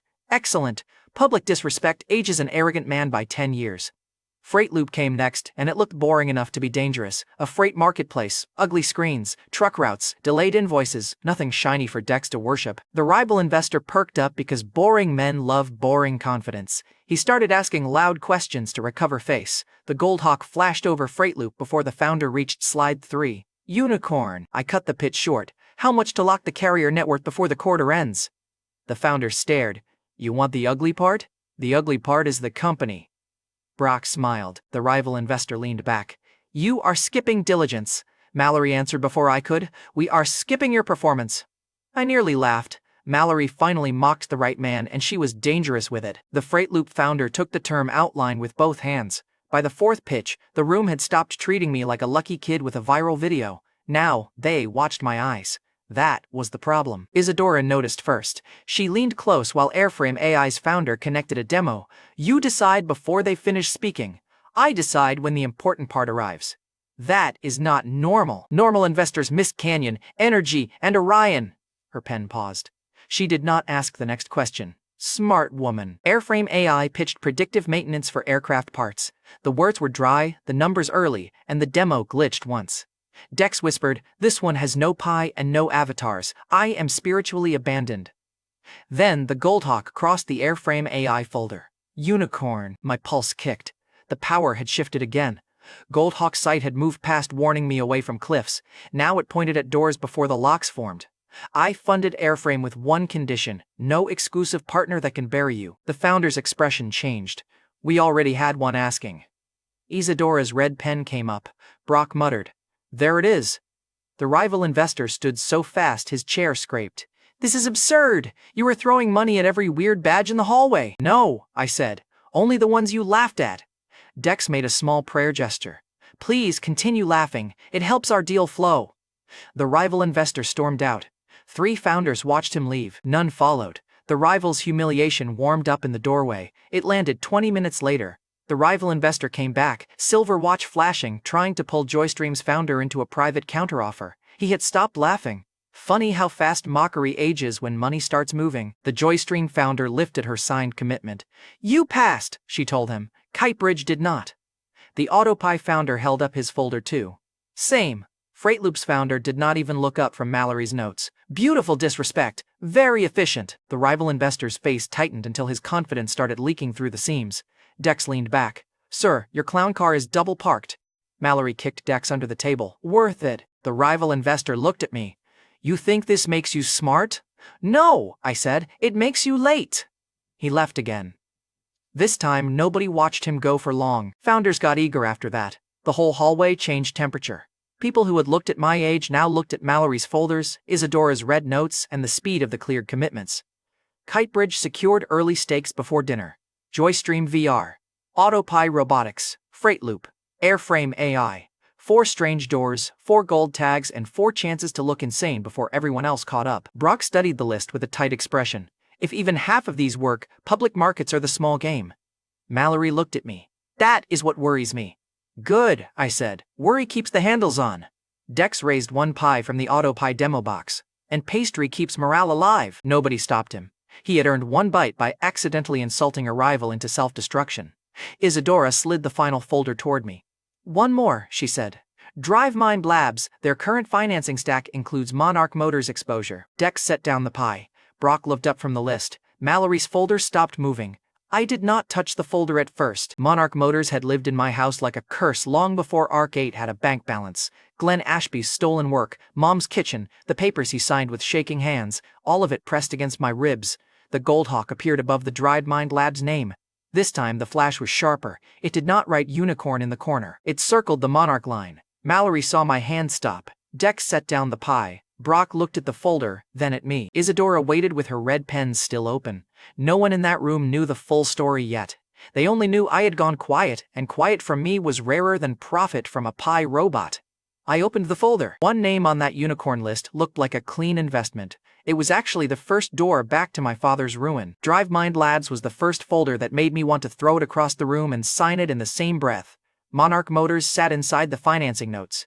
The gold hawk had circled that line, then vanished like it had done me a favor. Funny bird. Terrible manners. Mallory read the page twice, then turned it toward me.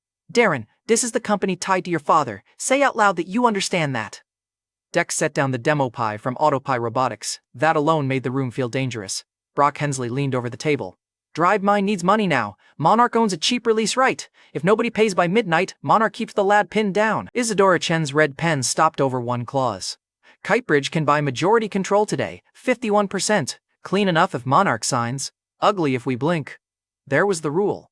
If we bought, Monarch got cash and walked away smiling. If we passed, Monarch kept the future and Drive Mine stayed a shelf toy inside the company that helped bury Glenn Ashby. Mallory folded her arms. This is revenge spending. Great, I said. Put revenge under assets, Dex whispered. That sounds expensive and emotionally unstable. I support half of it. Mallory ignored him. You just funded 4 weird companies in one day. Now you want to hand money to Monarch because a folder hurt your feelings. I said, because the signal was there. Mallory's eyes sharpened. I had said too much. Only Dex knew enough to know what I had almost said. Brock had guesses. Isadora had questions. Mallory had enough suspicion to hang a man with silk rope. So I gave them the part that could survive daylight. Drive Mind fits the private asset plan, I said. And Monarch wants out too cleanly. That bothers me. Brock nodded once. That part is real. The lab is early, but the sensor stack is strange. Fast reaction model. Vehicle safety angle. Your father's old field. The words hit the kitchen memory before I could block it. Glenn Ashby at our old table. Coffee gone cold. Sketches taped to the pantry door. A clean Monarch jacket hanging over our chair like it owned the house already. Mom washing the same mug 3 times because fear needed somewhere to put her hands. I stood, set the meeting. Mallory did not move. Darren, I said, set it. Her jaw tightened. That was one of Mallory's talents. She could disagree without wasting air. Isadora made the call. 2 hours later, Drive Mine's founder walked into the Harborline conference room carrying a battered prototype case with both hands. Cyrus Boone looked tired enough to be honest. He had gray at his temples, a wrinkled shirt, and the careful eyes of a man used to rooms deciding his future before he arrived. He mattered because his company was the thing Monarch wanted to dump before anyone noticed it was alive. Behind him came a Monarch representative in a gray suit, no name worth keeping. His briefcase was cleaner than his smile. He clicked a ridged silver Monarch pen, while Cyrus set the prototype on the table. My chest went cold. I had seen that same pen before. Glenn signed his Monarch papers with one like it at the Ashby House kitchen table. The pen had looked fancy to me then. Adult. Official. Safe. A week later, the calls slowed. A month later, Dad stopped sleeping. A year later, Monarch announced a safety suite that sounded too much like the sketches in our pantry. The representative clicked the pen again. I wanted to break his fingers. Instead, I smiled. That was worse for him long term. The representative slid a folder forward. Drive Mind is a small disposal matter. Monarch is willing to release its position if Kitebridge wants to take the hobby project off our books. Cyrus's hand tightened on the prototype case. Mallory looked at me. The rep kept clicking the pen. Frankly, we are surprised anyone is interested. Autonomous safety is crowded. Drive Mind is late, underfunded, and sentimental. There it was. Sentimental, the word people use when they want to steal your reason and call you childish for keeping it. I leaned back. How much does Monarch want for its release? The rep named a number big enough to insult us and small enough to prove they wanted out. Mallory's eyebrow moved. Isadora wrote one line on her pad. Brock watched Cyrus instead of the rep. Cyrus looked like a man hearing his own funeral quoted at a discount. The rep smiled at me. Of course, if Arc 8 has another viral miracle, perhaps money is no object. Dex leaned toward me. Permission to bite now? I said. Dex asked. Light nibble? I said. Dex. The rep glanced at Dex's cartoon socks and made the mistake of smirking. Is he part of the financial team? The rep asked. Dex pointed at himself. Capital, chaos, and morale. Triple threat. The rep laughed under his breath. Mallory's face went flat. I lowered the offer by 10 million. The rep's pen stopped clicking. Beautiful sound. That is not our ask, he said. I said, then keep your dead hobby project. Cyrus looked up. The rep's smile thinned. You came to us, I said, because Monarch wanted quick cash. I wanted control. Only one of us needs to pretend this asset is worthless. The room went still. Cyrus stared at me like I had finally spoken a language he recognized. The rep leaned forward. Young men with sudden money usually confuse aggression with expertise. I told him. Old companies with stolen confidence usually confuse delay with control. Mallory exhaled through her nose. Dex whispered. He got medium cooked. The rep looked at the silver pen, then at me. Monarch never stole anything from your family, Mr. Ashby. I had not accused him. Good. Now the room had heard the word before I said it. Isadora's pen paused. Brock's eyes moved between us. Mallory's stare hit the rep like a locked door. I kept my voice flat. Then you have no emotional reason to overprice a lab you called dead. Cyrus's mouth parted. The rep looked at him, and Cyrus dropped his gaze. That tiny movement told me enough. Monarch had made Cyrus small in his own deal. I knew that shape. I had watched it happen to Dad. I pushed the folder back. New rule. Kitebridge buys 51% of DriveMine today. Monarch releases its claim. No take-back clause, no delayed control, no burial language. You get the reduced number, and you get it fast. The rep scoffed. You think you can dictate terms because you got lucky in a phone trade? I said. I think you called DriveMine dead in front of its founder, so accept dead asset pricing. Dex slapped the table once. Accounting by insult. I love this company. Mallory shot him a look. He folded instantly. The representative's cheek twitched. He had built the insult stage. I simply billed him for it. Cyrus lifted the prototype case and opened it. Inside sat a black sensor puck with wires tucked into foam. Cheap shell, ugly seams, the kind of thing polished executives mock right before someone smarter gets rich. Cyrus said. DriveMind reacts faster than human input in low-visibility tests. We have field data. Monarch never funded the final run. Mallory pointed at the prototype. Show one thing now. Cyrus opened a second layer in the case and pulled out a palm-sized test rig, a black puck, a strip of tape, and a toy cart with a metal bumper. The Monarch representative laughed. You brought a science fair prop. Cyrus set the cart at one end of the strip. His ears went red, but his hands stayed steady. He pushed the cart hard. The puck clicked before the cart reached the tape. A small brake snapped down. The cart stopped half an inch from the bumper. Dex leaned forward. The toy chose life. Even Isadora's red pen stopped moving. Tiny demos hit harder when arrogant men laugh first. Brock's face changed first. He looked at the distance, then at the puck. That was fast. The Monarch representative waved a lazy hand. It is a toy. I looked at the stopped cart. Then your company has been scared of a toy for a long time. Cyrus looked at me again. This time he did not look rescued. He looked recruited. The rep snapped. Cyrus! Cyrus did not look at him. That was the first time he looked like a founder instead of a hostage. If Kitebridge funds the final run, Cyrus said, we can prove it before winter. The gold hawk flashed once over the open case. No words, just gold across cheap plastic. Enough. I looked at Mallory. Write it. She stared at me with pure professional disgust. You are bleeding and investing at the same time, I said. Then keep pressure on both wounds, Mallory said. That is not a management plan. I said, it is today. Isadora slid her red-marked version across the table. Clean majority, immediate release, no take-back clause. Cyrus keeps founder authority under Kitebridge oversight. Monarch exits. The rep read it. His face said no. His hand said, maybe. His pen started clicking again. I placed the reduced number in front of him and tapped it once. 10 minutes. After that, I leave and Cyrus comes with me anyway. You can explain to Monarch why the dead labs suddenly grew legs. Cyrus looked at me sharply. The rep saw it. That mattered. Before this meeting, Cyrus had been their problem. Now he had options. The rep pulled out his phone at minute 6. I need authorization. He put the call on speaker because men like him confuse permission with pressure. A polished voice answered. Blaisdell? Conrad Blaisdell, a Monarch Motors executive above the man in our room, took the handoff. The rep said, Kitebridge will take the lab at the reduced number if we release all control today. Conrad answered through the speaker. If they want the dead weight at that price, clear it before they sober up. Cyrus went still. Mallory looked at me. I smiled at the phone. Everyone heard that. The rep's face tightened. He signed at minute 7. He shoved the pen toward Isadora like the table had offended him. I took it first. His eyes narrowed. I signed the DriveMind agreement with Monarch's own silver pen. Petty? Absolutely. Therapeutic? Also yes. Then I kept the pen. The rep noticed. That is company property. I put it in my pocket. Bill me. Dex made a sound like a kettle losing a fight. Cyrus signed next. His hand shook once, then steadied. When the last signature landed, Cyrus closed the prototype case with both palms and looked at me like he hated needing the rescue. That was fine. Respect beats gratitude when real work starts. Why me? Cyrus asked. I said, because Monarch was too eager to make you cheap. He studied me. That is the whole answer? I said. The whole answer. I am selling today.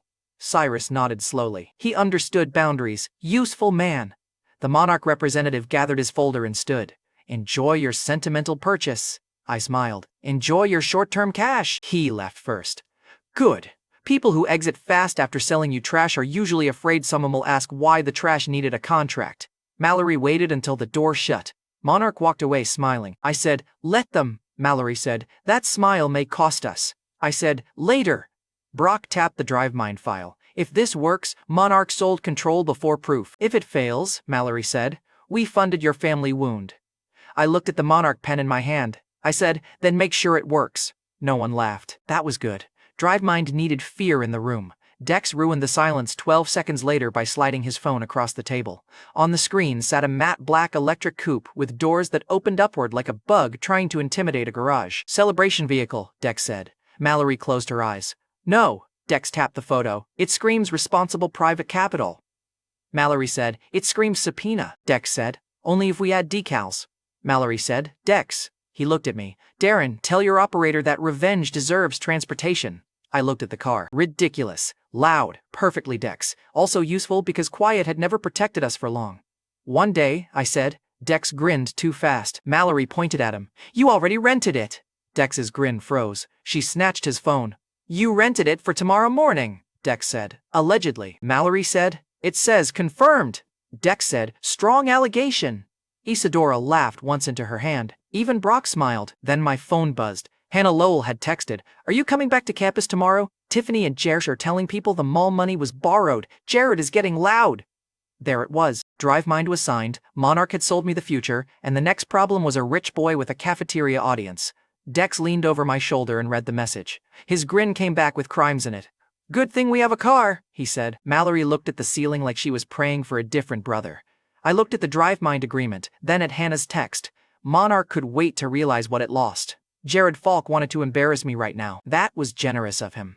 I loved when problems formed a line. Returning to Ridgewater State University should have been simple. Dex handled that by arriving in a matte black electric coupe with doors that lifted like it wanted applause. Students turned before we even parked. The car hummed, the doors rose, and Dex stepped out wearing sunglasses he did not need. A guy near the student plaza yelled, Mall money rented a spaceship. Dex bowed. Thank you, ground pedestrian. I got out after him. That made the whispers change. Mall millionaire. Orion guy. Arc. 8. Borrowed money. A student reached toward the raised door like the car was a museum exhibit. Dex slapped his hand away with a brochure he had stolen from the rental desk. Do not pet the lawsuit, Dex warned. The student laughed until the door lowered by itself and nearly clipped his backpack. Then he jumped back. The crowd laughed at him too. That was the problem with ridiculous status objects. They embarrassed enemies by accident and allies by design. Dex looked proud of both. I was starting to understand why Mallory wanted him supervised by law. People love a rumor that lets them feel poor and superior at the same time. I should have gone straight to class. Hannah Lowell was already trapped near the plaza steps. Jared Falk stood in front of her with Tiffany Slade beside him and two friends behind him enjoying borrowed courage. Jared was Tiffany's boyfriend, Falk Foods' heir, and the kind of man who thought a family company logo counted as a personality. Hannah was the classmate whose Nova six-pack had smoked after my warning. She knew enough to be dangerous and loyal enough to make people angry. Jared had his phone raised at her. Say it clearly, Jared told Hannah. Say you exaggerated about Darren warning you. Tiffany does not need her ex turned into some mystery hero by a rich girl with a guilt hobby. Then Jared reached toward Hannah's phone. Delete the burned bag photo too, he said. Do it on camera. People need to know you made it up. Hannah pulled the phone against her chest. Tiffany's lips tightened. She did not stop him. That answered plenty. Hannah looked bored in a way that made Jared worse. He warned me. My phone smoked. I can repeat it slower if Falk Foods needs subtitles. A few students laughed. Jared's jaw tightened. Good. A rich boy's pride is basically glass with a family crest. Jared stepped closer. Apologize to Tiffany. You were making a scene around her breakup like Darren matters. I walked up behind him. He matters enough for you to grab evidence off a woman's phone. Jared turned. The smile came first. People like Jared always smile before they insult you. They think manners are a silencer. Darren Ashby, he said. The parking lot just got more theatrical. I said, you were begging Hannah for a confession. I came to save your dignity. Dex whispered behind me. Too late. Dignity left in a shuttle. Jared looked at Dex. Is that your car? Dex touched his chest. Our chariot has chosen us, Jared said. It looks rented. Dex said, so does your confidence. The crowd liked that. Jared hated that. Tiffany finally moved. Darren, can you stop turning everything into a spectacle? I looked at her. You brought the air. He brought the phone. Spectacle carpooled. Her face went still. One hit. Small, clean, public. Jared recovered fast because rich humiliation has thick tires. He glanced at the car, then at my clothes, then at Hannah standing beside me. His eyes caught on Hannah's shoulder when she stepped closer to my side. That move changed the plaza. Before that, Jared was pressuring her. After that, Hannah had chosen where to stand. Tiffany saw it too. Her fingers tightened around her phone. Jared laughed once. Hannah, you're smarter than this.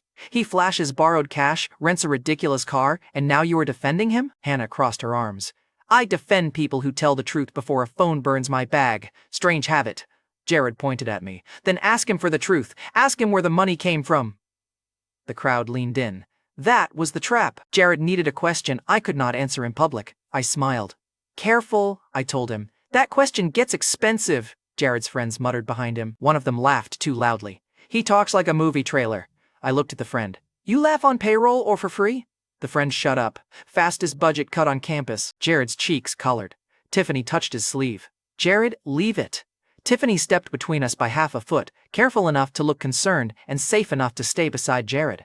People are saying Harborline owns whatever you are doing, Tiffany said. You should stop acting like this is all yours. There was the soft knife. Concern in public. Doubt underneath. She used to do that when bills came due. She would ask whether I was sure, then stand near the person with money. I looked at Jared's hand on her shoulder.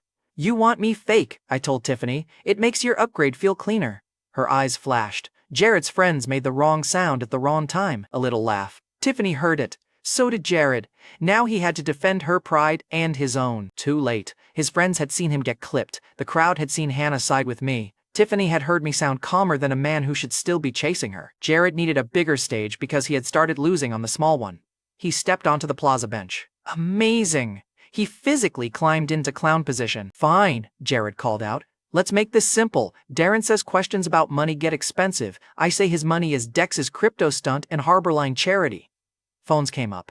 Hannah muttered, he is really doing this. Yes, I said. Let him cook himself. Jared pointed down at me. 2 hours, Student Plaza. I bring real money under my name. You bring whatever you actually own. No screenshots. No mall theatrics. A girl at the front raised her phone. What counts as real money? Jared glanced at the camera and puffed up like she had asked for his biography. Cash, bank verification, or a bank letter tied to your own name, Jared said. Nothing borrowed, nothing imaginary. I pointed at her phone. Keep recording that part. Jared looked down at me. He had just written the rule out loud. A public rule is a beautiful thing when the idiot writing it forgets other people can read. A low sound moved through the crowd. There it was. A simple public rule. Rich boy versus broke ex. 2 hours. Visible money. Hannah looked at me. You do not have to answer this. Tiffany looked at me too. Her face tried to stay calm, but the old script was cracking around the edges. She wanted me to be poor enough to regret her. Jared wanted me to be fake enough to expose. I wanted him to keep talking. So I let him. Jared lifted his phone higher. If you fail, you admit the mall video was borrowed money. Hannah apologizes to Tiffany for stirring up drama. That did it. I stepped closer. The crowd parted without being asked. Jared looked down from the bench. Bad angle for him. Too much throne. Weak kingdom. Put Hannah's name in the loser terms again, I said, and I make your apology longer. The crowd went quiet enough to hear Dex whisper, oh, he found the lever. Jared's nostrils flared. You do not scare me, I said. I know. That is why this will be funny. Hannah's mouth twitched. Tiffany's did not. I raised my voice so the phones caught every word. 2 hours. You bring money under your name. I bring money under mine. If I win, you apologize to Hannah Lowell by full name. Then you say on camera that Darren Ashby's mall money was real enough to shut your mouth. Students reacted. A few laughed. A few repeated Hannah's name. Good. Now she was public in the terms, which meant Jared could not quietly shove the blame back onto her. Jared looked at Tiffany. She gave a tiny shake of her head. He ignored it because fragile pride loves bad advice from itself. Done, Jared said, and when you lose, you apologize to Tiffany for acting like she made a mistake. Tiffany went still. Her face said she had not expected him to say it. Too bad. Men like Jared think women are trophies until the trophy starts looking embarrassed. I held out my hand. Jared did not take it. I smiled wider. Public terms and no handshake. Brave. That got him. He jumped down and grabbed my hand too hard. I squeezed back. His smile flickered. Tiny payoff. Excellent appetizer. Dex lifted both arms. 2 hours, people. Bring water. Bring cameras. Bring emotional support for whoever owns Falk Food stock. Jared's head snapped toward him. Keep my family company out of your mouth. Dex nodded solemnly. I will only mention it in educational settings. The crowd laughed harder. Jared's friends pushed closer around him, muttering that he should crush me, end it, make me crawl, make Hannah regret standing there. The usual rich boy choir. They inflated him. Better. I pulled my hand free. Hannah stepped beside me again, close enough for everyone to see. Darren, Hannah said, whatever happens, do not tell them more than they deserve. That line landed sharper than any insult. She knew there was more. She also knew the crowd had no right to it. Tiffany heard her. Tiffany stepped toward Hannah. You barely know him. Hannah did not move. I know he warned me before my phone smoked. I know he stood here while your boyfriend demanded an apology from me. That is enough for this hour. The plaza loved that. A few students repeated this hour like it was a quote. Jared's friends stopped smiling. Tiffany looked at me, then at Hannah, and the comparison sat there in public with shoes on. She had chosen status. Hannah had chosen risk. Jared had chosen a microphone and a bench. A tragic strategy stack. Her eyes moved from Hannah to me, then to the car Dex had rented like a felony with wheels. I did not know what Tiffany wanted in that second. I knew what she did. She said nothing while Jared built a trap in her name. That was enough. I turned away from Jared. He called after me. Don't run, Ashby. I looked back. I am going to make calls. Running is what you do after the countdown. Dex clapped once. Ominous. Efficient. Slightly rude. Approved. We walked toward the car. The crowd split, whispering and filming. Jared stayed in the plaza with his phone raised, smiling like he had already won. Villains should always smile before the bill arrives. It keeps the receipt neat. Dex opened the ridiculous car door and leaned over the roof. Suitcases or wires? Both, I said. Call Isadora. His grin turned feral. Oh, this is becoming a catered humiliation. Dex was already talking before he reached the driver's seat. Isadora, he said into his phone. Hypothetical question. If a rich grocery prince creates a public money contest and asks to be humbled with documentation, how much documentation feels tasteful? A pause. Dex looked at me. She says taste is gone and Mallory will blame us. I said, accurate. Dex added. She also asked if anyone is bleeding. I said, only Jared's future. Dex relayed that. Then he winced and held the phone away from his ear. She did not enjoy the joke, he said. Behind us, Jared's friends started telling people the rules. 2 hours. Public plaza. Real money. Loser apologizes on camera. Jared thought he had turned me into campus entertainment. He had. He forgot entertainment needs a punchline. Jared Falk arrived at the student plaza 40 minutes early. Of course he did.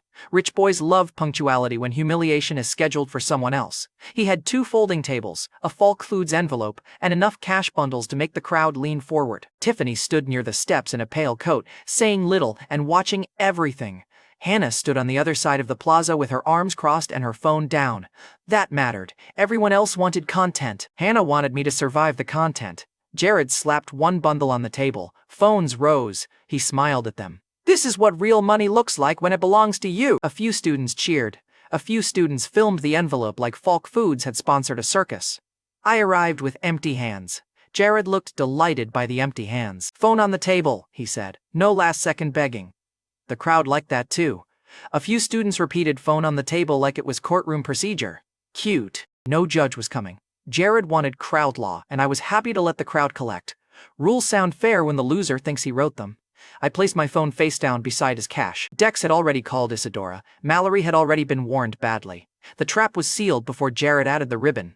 Hannah saw the phone go down. You are too calm, I said. That makes one of us, Hannah said. I am calm. I said, your left hand disagrees. She looked at her clenched fist and released it. Jared watched that tiny exchange like it offended him personally. The cheer got uglier. Jared's smile grew. Darren, he called, did Dex lose the rental receipt? I stopped at the edge of the plaza. You started early because waiting made you nervous. His friends laughed too late. They were backup singers with weak rhythm. Jared pointed at the table. 2 hours, Ashby. You bring money under your name. I bring money under mine. Loser apologizes. I said, I remember, Jared asked. Then where is yours? I looked at the crowd. On the way. The crowd loved that. People started counting time out loud before the official clock even mattered. That was the first useful thing Jared did. He turned the whole plaza into a stopwatch. Hannah walked to my side. You called Isadora? I said. Dex did. Hannah said, that sentence should scare me. I said, it scares professionals. Jared noticed her standing beside me again. His smile twitched. Hannah, Jared said, last chance to step away before he embarrasses you. Hannah lifted her chin. You keep giving me chances like I asked for charity. The crowd made a low sound. Jared hated that line because it was clean and public. Tiffany looked at Hannah for a long second. Then she looked away. Jared tapped the Falk Foods envelope. My family office confirmed this already. I can show more if needed. Good, I said. You brought grown-up permission. His jaw clenched. A campus guy near the front whispered, "Damn." Jared heard it. That made him louder. "No screenshots," Jared said. "No mystery accounts. No crypto smoke. Money has to be here." I said, "That was the rule you made." Jared said, "Then you should have brought some." The plaza laughed. "I let it. Anticipation likes noise before it gets fed." The clock hit 30 minutes left. Jared's friends started chanting my name like a funeral song. Dex arrived at 28 minutes. The ridiculous car rolled up beside the plaza with both doors rising at once. The crowd turned so fast half the phones blurred. Dex stepped out wearing the same useless sunglasses and rolled 2 hard-sided suitcases behind him. "Make a hole!" Dex called. "Heavy capitalism coming through. Students moved." Jared's smile faltered. Dex dragged the suitcases to my table and slapped one lid. "Apologies for the delay," Dex said. Falk Foods traffic was brutal. A delivery truck tried to merge like it inherited the road. Jared stepped forward. "Do not mention my company." Dex looked around. "Correction, a very anonymous truck with frozen chicken energy." The crowd cracked. Jared pointed at the suitcases. "Open them!" Dex looked at me. I nodded. He opened the first case. Cash sat inside in tight rows. The plaza got loud. Then he opened the second. Louder. One of Jared's friends reached toward the nearest case. Dex snapped the lid half shut. "Hands off the villain loot," Dex said. "Look with your eyes and inherit with your father." The friend jerked back. The crowd laughed at him. Jared's table lost another inch of height without moving. Even Tiffany's face changed. She had seen cash before. She had not seen Dex drag it onto campus like villain loot from a banker's basement. Jared recovered by grabbing the one weapon arrogant people always grab when reality gets rude. A new rule. "Prop money," he said. Dex looked offended down to his ancestors. "These bills have more personality than your friends." Jared raised his voice. "Cash is useless if it is borrowed. Verified funds only. Same name, same day. No suitcases from your little goblin." The crowd shifted. There it was. The move he thought would save him. The rule sharpened the knife and handed me the handle. I smiled. "Accepted." Jared blinked. He had expected an argument. I gave him consent. That always scares men who build traps for begging. Jared looked at the crowd. "Fine. Verified funds. 60 minutes from now. Whoever proves more available money under his name wins." 10 minutes, I said. The plaza reacted. Jared frowned. "What?" I said. "You changed the rule. I changed the timer. You already said your family office confirmed, unless the confirmation needs a nap." Dex covered his mouth. Hannah looked down, smiling despite herself. Tiffany's eyes snapped to Jared. That one reached her. Jared had bragged too early. Now the brag had a clock. "Fine," Jared said. 10 minutes. He lifted his phone and made a call. He put it on speaker because pride wanted witnesses. A man's voice answered, tired and annoyed. Jared called him Dad. "I need same-day verification above the campus bet," Jared said. A pause. The speaker voice came back harsh. "You are using company liquidity for what?" Jared lowered the phone fast. "Too late." The front row heard enough. A laugh moved through the plaza. Tiny cracks. "Very pretty." Jared hissed into the phone and turned away. At 8 minutes, he had an updated letter. He waved it like a sword. 5 million verified, Jared announced. "Beat that without your circus." The crowd cheered again. 5 million was huge on campus. 5 million could buy silence from a lot of people. 5 million had convinced Tiffany once that Jared Falk was a future? Then Isadora Chen arrived. She did not run. She did not wave. She walked through the crowd in a dark suit with a Harborline courier beside her carrying a sealed black case. The courier had no expression. That made him funnier than Dex by accident. The crowd parted before understanding why. "Status objects have gravity." Isadora stopped beside my table and looked at Jared's letter. "Verified funds only?" she asked. Jared stared at her. "Who are you?" "Isadora Chen. Counsel for Harborline and Operator Support for Arc 8. You changed the rule into my hobby." Dex whispered. "She is terrifying and I want a poster." Isadora opened the black case. Inside sat a tablet, sealed verification packet, and the Arc 8 black card under clear film. The crowd leaned so hard the front row nearly became furniture. Jared's face stiffened. "That is corporate money." Isadora looked at me. "Darren Ashby is controlling owner of the verified account presented today. Available verified liquidity, same day, under his authority." She turned the tablet toward Jared. $31 million! The plaza went feral. Somebody shouted. Somebody else yelled, 31? Dex lifted both hands like a preacher seeing weather. "Please respect the sacred number." I shot him a look. He lowered one hand. Jared stared at the tablet. His face went through every rich boy stage. Disbelief. Math. Anger. A brief visit from fear. Then denial, because denial is cheap and always in stock. Corporate structure. Jared snapped. That is not personal. Isadora tapped the top line.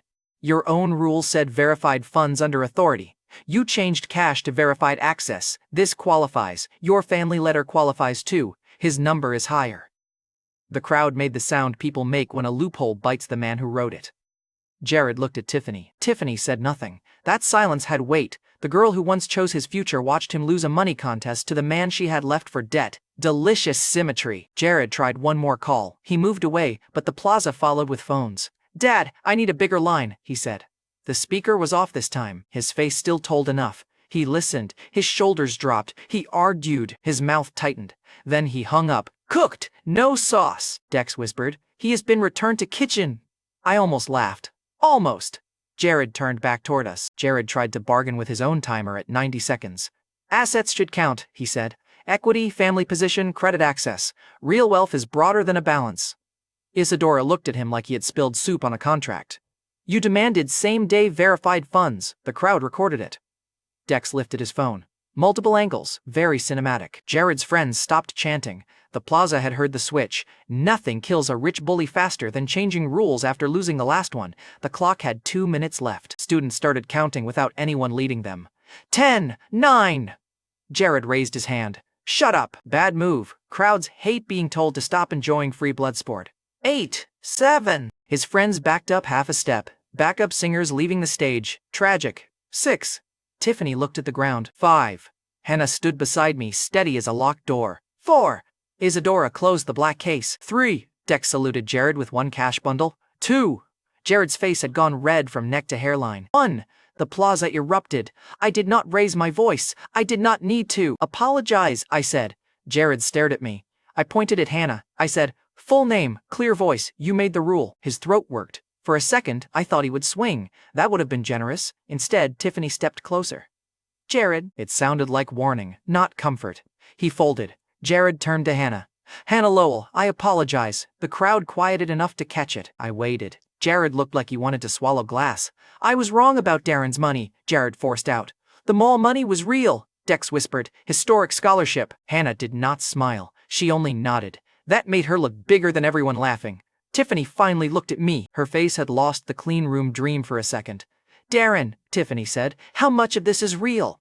Hannah moved half a step forward. Do not answer that, Hannah told me. Tiffany's eyes flicked to her. I asked Darren. And I watched you let Jared speak for you all morning, Hannah answered. Try variety. The crowd went mean with that one. Even Dex froze for half a second, impressed. Tiffany's face held, but her hand tightened around her phone again. I looked at Jared's table, the Falk Foods envelope, the cash bundles, the sealed Harbor Line case, and the 100 phones catching every twitch. I said, enough for you to stop translating me through him. That hit harder than yelling. Her mouth parted, then closed. Good. Some doors deserve silence from the other side. Jared grabbed the Falk Foods envelope and turned to leave. The crowd blocked him by existing. He had to walk through the same people who had just counted him down. Every step took a piece. One student muttered, Falk folded. Another said, Arc 8 is real. There was the damage. Arc 8 had entered the campus rumor chain. No statement, no press release, no meeting. Just one rich boy bleeding status in public and a crowd doing free distribution. Mallory called before we reached the car. Dex saw her name and winced. She already knows, I answered. Mallory's voice came through cold enough to frost the phone. Tell me why Arc 8 is trending beside a college plaza and a Falk Foods heir. Dex leaned toward the speaker. Technically, he started it. Mallory snapped. Dex, I can hear your sunglasses. He removed them. I looked back at the plaza. Hannah still stood near the steps, watching me over the thinning crowd. Tiffany stood farther away, beside Jared, saying nothing while his friends pretended not to know where to look. The viral wave had already left the plaza. Clips had captions before the car doors closed. Arc 8. Verified funds. 31 million. Mall millionaire. Jared's apology. Each caption was a handle. Each handle led strangers closer. I told Mallory, we handled a campus problem. You converted it into a public company problem, she said. Fair. Annoying, but fair. Isadora joined us by the car and handed me the black card case. The courier leaves now. The rumor stays. Hannah walked up before I could answer. She stopped close enough for the cameras that remained.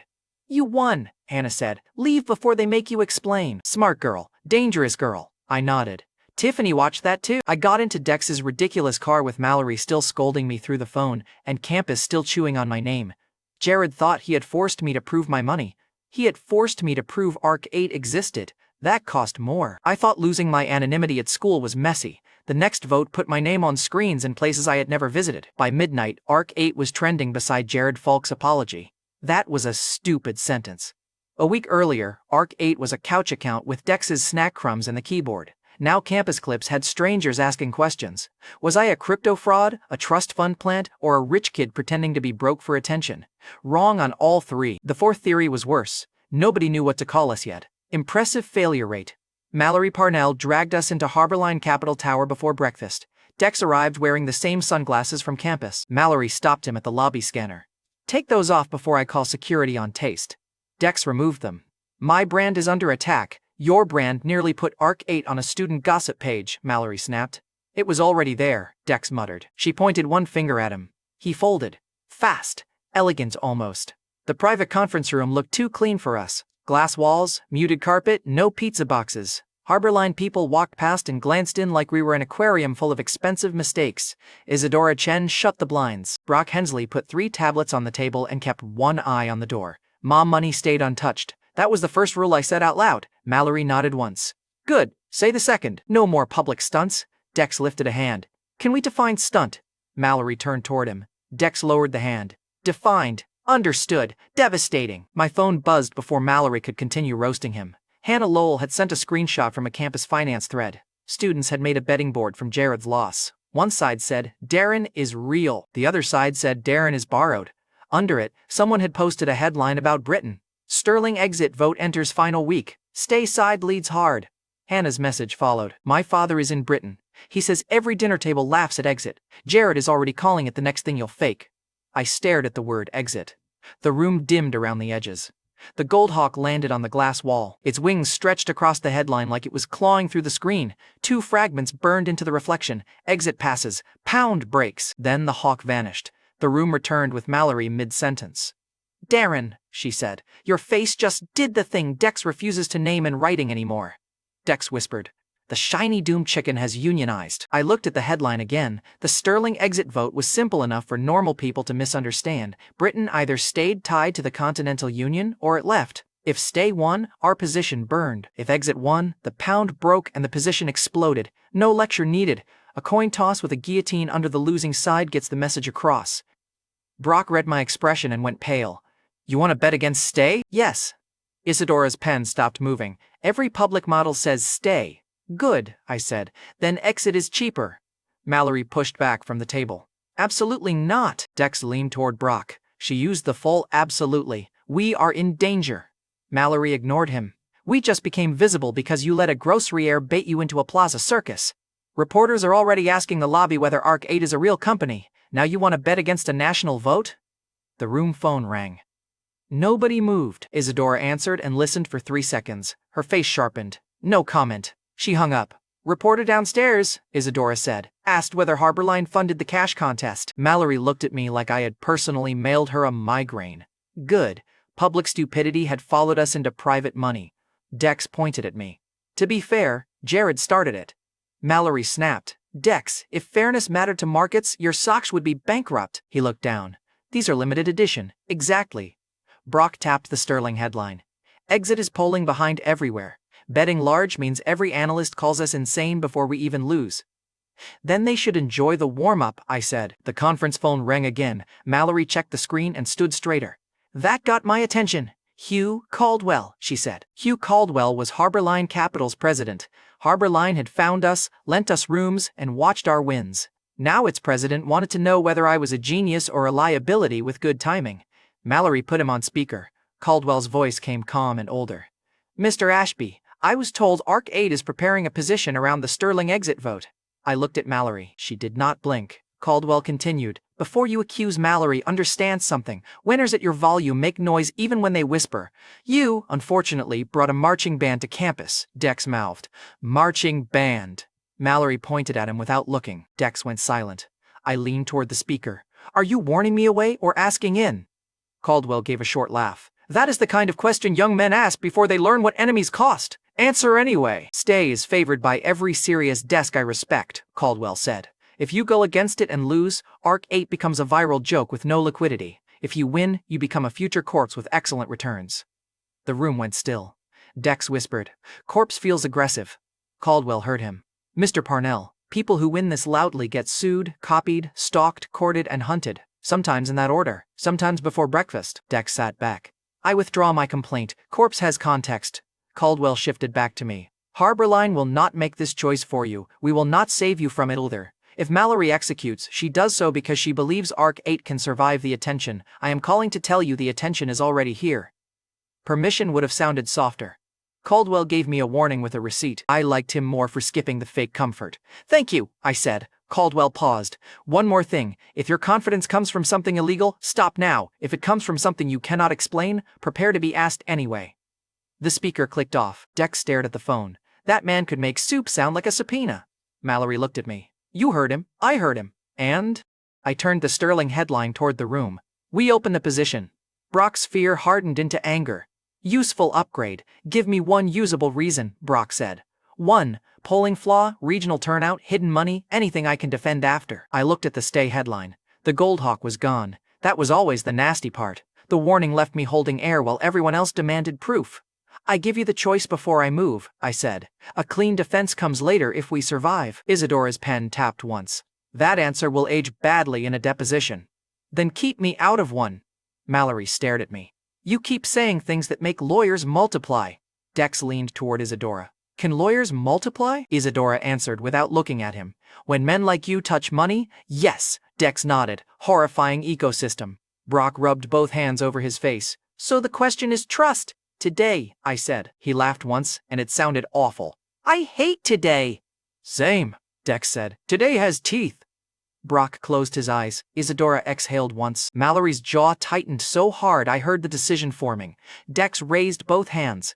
Before everyone starts stabbing with vocabulary, I request a vote. I looked at him. He looked back. Serious for once. Canyon, Energy, Orion, Drive Mind, Dex said. Every time you went quiet, the world did something rude after. If this is another one, I choose it. If it ruins us, I also choose the cheapest beer available and your couch. Mallory softened for half a second. Then she hid it by grabbing a tablet. I needed the choice clean. Mallory did not let the silence breathe. She cleared the center of the table and made the risk physical. First came Marion's reserve card, sealed in a plain sleeve. Then the Drive Mind agreement. Then a thin hiring folder for the operators we wanted but did not yet have. Last, Mallory placed a blank index card in front of me and wrote one word on it. Burn. Dex leaned back. I dislike arts and crafts now. Mallory slid Marion's reserve card out of my reach. This does not move. Say it. Mom money does not move, I said. Dex nodded hard. Sacred pile. Touch it and I fight a bank. Mallory slid the Drive Mind agreement beside Marion's card. This stays funded through winter. Cyrus does not become collateral for your ego. Drive Mind stays held. Brock's shoulders loosened by 1 inch. Mallory tapped the hiring folder, then the burn card. Everything between these two becomes risk. If stay wins, we cut hiring, delay private rounds, fight reporters with smaller cash, and eat every joke Jared's side can produce. Dex raised a finger. Their joke quality is weak. Their distribution is strong, Isadora said. That shut him up. Mallory looked at me. Do you still want the vote? I did.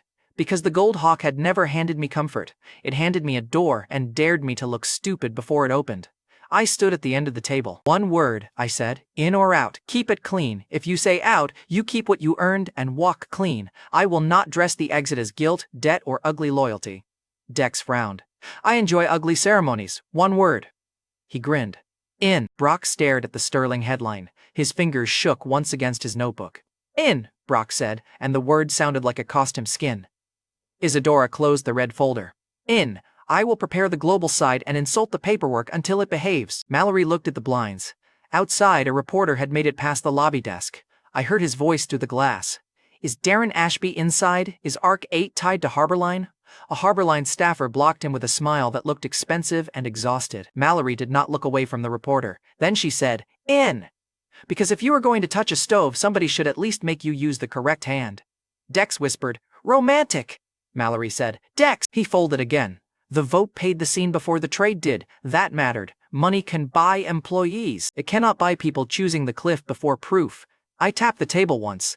Then we go. Mallory moved first. Her fingers crossed the tablet in sharp, brutal motions. Brock opened the risk screen and looked like he wanted to vomit into a very professional trash can.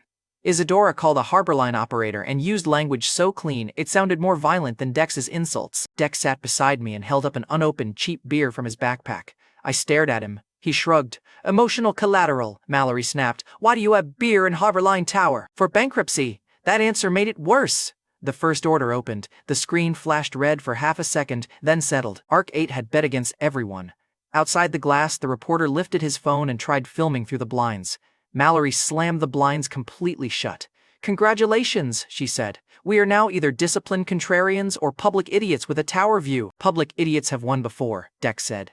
Usually by accident, Brock muttered. I watched the sterling position grow. Public headlines rolled across the side screen. Stay, lead widens. Exit campaign mocked by final polls. Markets calm ahead of vote. Calm. Markets love that word right before they fall downstairs. By evening, the position was fully open. A market host played a clip of exit supporters outside Britain and laughed like the result had already been buried.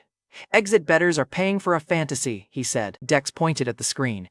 That man has before-picture energy. Brock did not laugh. Mallory muted the host. No more enemy entertainment until we know whether he is a clown or a witness. The muted host kept smiling. Good.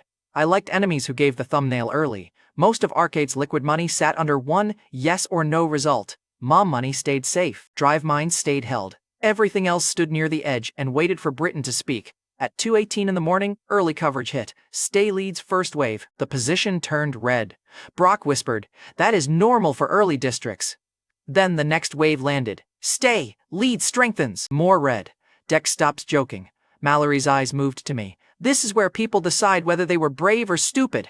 My phone buzzed. A campus clip showed Jared Falk reposting a headline with one caption. Looks like borrowed money learns math eventually. Tiffany had viewed it. Of course she had. The all-in was live. The first thing it did was make me look wrong. By sunrise, every public screen said, stay. Our private account said pain. That contradiction became the whole day. The sterling position bled while market hosts smiled, polls bragged, and campus clowns discovered international politics because my name was attached to the wrong side. Jared Falk reposted every stay headline like he had personally invented democracy. Very inspiring, deeply embarrassing for democracy. Mallory kept me at Harborline until reporters crowded the front doors. Then she sent me out the side entrance with Dex and one instruction. Do not create another public event. Dex nodded solemnly. We will create only private disasters. Mallory pointed at him. I can still hear you after you leave, he whispered. Her powers grow. The side entrance dumped us 2 blocks from campus because the tower had become a glass trap.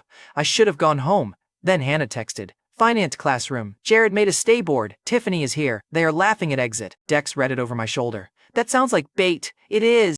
Are we biting? I started walking. Dex sighed. We are biting. Great. My cardio arc continues. The classroom was packed for a lecture nobody cared about anymore. Students had drawn a huge betting board on the side whiteboard. Stay on the left, exit on the right. Stay had names, arrows, dollar amounts, and smug little smiley faces. Exit had one name. Somebody had drawn a tiny hawk beside it. That made my neck go cold. Jared stood near the board with Tiffany beside him. He looked happier than a man should look while stealing jokes from polling data. A student pointed when I walked in.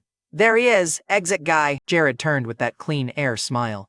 Darren, I thought you were busy losing grown-up money. Dex leaned against the door. Jared, you already lost kid money. Respect the latter. The room laughed. Jared's smile stayed, but his eyes tightened. He tapped the stay column. This is simple. Every serious person says stay. Darren says exit because luck made him arrogant. Tiffany looked at me. Her voice came lower. Darren, maybe stop before this gets worse. That was her favorite trick. Concern shaped like a leash. Hannah stood from the back row. Everyone turned. She walked to the board, picked up the marker, and wrote her name under exit beside mine. Hannah Lowell. Then she wrote a number next to it. The room went loud. Jared stared. Hannah, what are you doing? Hannah capped the marker. Betting. Publicly. Under my name, same as you people kept demanding from him. Tiffany stepped forward. You do not know what he knows. Hannah looked at her. I know what he does when people crowd him. He does not beg, he acts.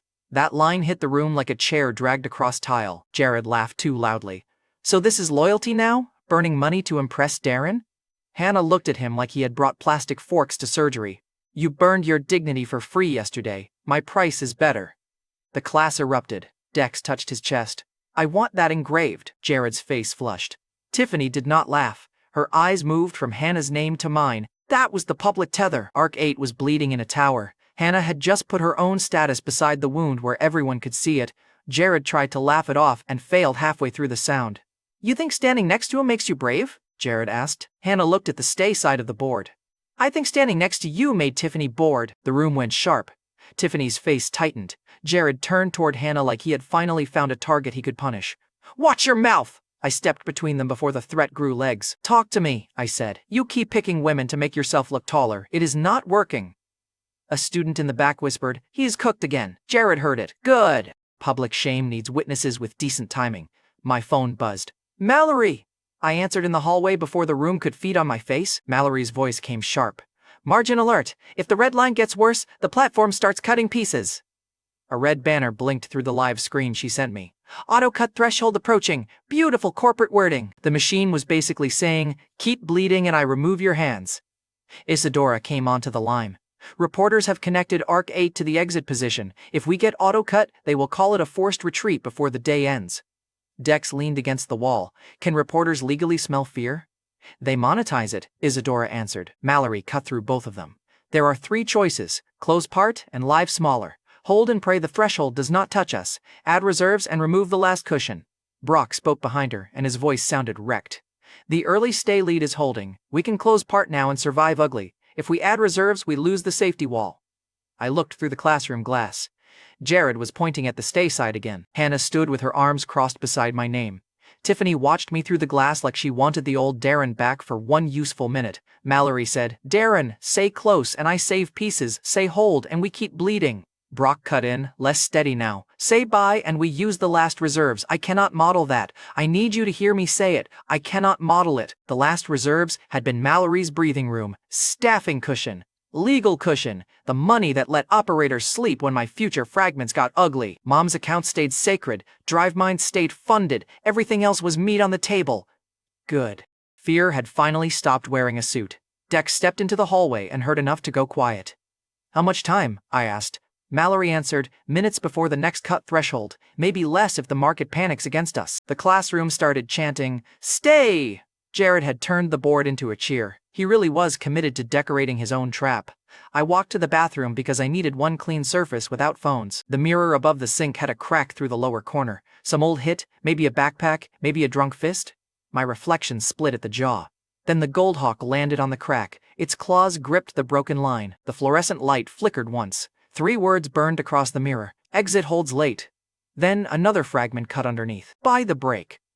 The hawk spread its wings, and for 1 second the cracked mirror looked like a map getting torn the right direction. Then it vanished. I was already moving before the sink stopped humming. I skipped the speech, the grief, and the elegant collapse. Action first, panic after. I called Mallory. She answered with 1 word.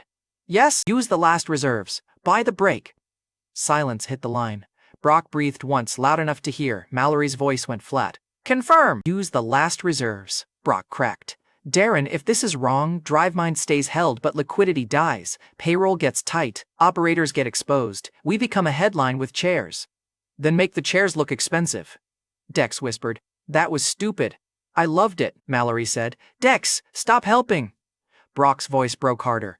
"I followed Canyon after. I followed Orion because the bag burned. This one has nothing I can see." "Then follow me," I said. A long second passed. Brock exhaled like he had stepped off a roof and chosen to call it flight. "Order queued," Brock said. Mallory cut in. "Executing." Isadora's voice joined from another line. "Global side ready. This will be visible. Very visible. Let them watch." Dex took the phone from my hand before I could hang up. "Mallory," Dex said, and his voice had lost every joke. "If this goes to 0, Darren and I go back to cheap beer. Same couch, same bad snacks. I chose this. Do not put all the guilt on him." Mallory went quiet. Dex swallowed. "Also, I am keeping my chair. It has lumbar support now." There he was, the idiot with the beer promise and the spine. That closed the loyalty question for me, even if nobody else heard the lock turn. Mallory answered softer. "I hate both of you," Dex smiled. "That means in." "I said executing," Mallory snapped. Then the line clicked into trading noise. We returned to the classroom because hiding after the order would make Jared's day too easy. The lecturer stood by the podium with a marker in one hand and defeat in both eyes. He had lost the room to a national vote, a campus feud, and a man with cartoon socks guarding a beer. Honestly, tough syllabus. A student near the front pointed at me. "Did Arc 8 just add?" The question hit faster than I liked. Somebody had seen market chatter. Isadora was right. The new buying had started leaving footprints. Jared heard it too and pounced like a dog spotting dropped meat. You added while losing? Jared said. That is a meltdown wearing a rich man's jacket. Hannah turned on him. You changed rules while losing yesterday. Should we call that strategy? The room enjoyed that. Jared did not. The stay chant was still going. A student near the board pointed at a live results feed. Stay up 60-40. Exit is dead. Jared saw me first. He lifted both hands. There he is. Did the millionaire find a calculator? I walked to the board. Hannah looked at my face and stopped smiling. She knew the bet had changed. Tiffany did too. Jared pointed at the exit column. Want to erase your name before the final count embarrasses you? I picked up the marker. The room leaned forward. I wrote one more word under exit. All. Dex, standing behind me, muttered, concise, terrifying, excellent penmanship for doom. The room exploded. Jared looked delighted. All? You are that desperate? No, I said. I just hate half measures when clowns are watching. That hit him exactly where the campus wanted it to hit. The laughter moved through the room. Jared's smile thinned. Tiffany stepped closer. Darren, this is insane. I turned to her. You left for stability. Enjoy watching it shake. She went silent. Hannah stood beside the board. She looked at the word all, then at me. Then my name stays there too, Hannah said. The class quieted. Jared scoffed. You will lose with him? Hannah faced him. Better than winning beside you? Dex made a strangled sound of admiration. Jared had no fast answer. For a man who enjoyed public stages, he kept forgetting other people could speak on them. My phone buzzed again. Mallory put the call on speaker this time. Brock's voice filled the hallway outside the classroom, raw and thin. Last reserves filled, average improved, no retreat left. The nearest students heard it. The sound moved through the room. Retreat was gone. That is the kind of phrase crowds understand even when the chart means nothing to them. Jared's face shifted. He had wanted me embarrassed. He had accidentally watched me choose ruin without asking for permission. Tiffany watched too. Her hand rose to her throat, then fell. I did not know what she wanted to say. I knew she did not say it. That kept things clean. Early results kept punishing us. Stay held the lead. The margin screens stayed ugly. Mallory updated every few minutes with fewer words. Red. Still red. Holding. Brock stopped explaining and started breathing. Isadora warned that public traders were beginning to notice the fresh buying. Caldwell's office called once. Mallory did not pick up. That woman had become dangerous in the right direction. Dex sat on the floor outside the classroom with his cheap beer unopened between his shoes. A student walked by and asked, Is that for celebration? Dex looked at the bottle. Insurance. The student backed away. Smart kid. Near sunset, the next vote wave stalled. Stay stopped climbing. Exit did not win yet. It simply refused to die. That was enough to kill the laughter. Jared refreshed the results feed 3 times. The third refresh took longer. The room felt the pause. Markets feel pauses too. My phone screen filled with Mallory's next message. Final wave loading. Brock called right after. He did not bother with hello. Darren, Brock said. This is it. If the next wave stays, stay. The position is finished. If it breaks exit, the whole market moves at once. Everyone near me heard him. Hannah stood beside my name on the board. Dex rose from the floor, cheap beer still unopened. Jared stopped smiling. Tiffany looked at the results feed like it might answer for every choice she had made. The final wave began to load. The stay side of the board still had more names. The exit side had 2, 1 word, and a room full of people pretending they had never doubted their own handwriting. Jared gripped the marker like he could stab the result before it arrived. The marker squeaked in his fist. Small sound, beautiful panic. Even Tiffany visibly stepped away from him without meaning to, and the room noticed. The reserves were gone. Retreat was gone too. Everyone had one job left. Watch the future decide whether I was a genius or the dumbest expensive joke Ridgewater had ever filmed. The final wave loaded 1 line at a time. For 3 seconds, the whole classroom forgot how to breathe. Stay still led. Jared's smile tried to come back. Then the next district broke exit. The margin tightened. Another line loaded. Exit again! The stay column lost its cheer first. Then it lost its color. Then the room lost its mind. Dex lifted the unopened beer like a sacred object. Do not tease me, Britain. I am emotionally fragile. Jared refreshed the screen so hard his fingers slipped. Tiffany whispered, No! Hannah did not move. She looked at me once, then back at the board where her name still sat under exit beside mine. Brock's voice came through my phone. Darren, he said, and I heard the shake in him. Exit is closing the gap. The market is waking up. Mallory cut in. Position is moving, slowly. Do not celebrate. That was Mallory's love language. A third wave hit. Exit passed. Stay by a thin slice. The classroom made a sound I had never heard from educated people before. It was half scream, half calculator failure. Jared stepped back from the whiteboard. His stay column looked stupid now. Very sad little column. A market alert flashed across the feed. Sterling exit projected to win. Then the pound broke. The red on my account turned green so violently, Brock stopped speaking. Mallory did not. Hold execution line, she snapped. Do not chase. Let the break pay. Isadora, confirm global exits. Brock, breathe or faint away from the keyboard. Brock whispered, I am breathing, badly. Dex yelled, bad breathing is still breathing, elite work.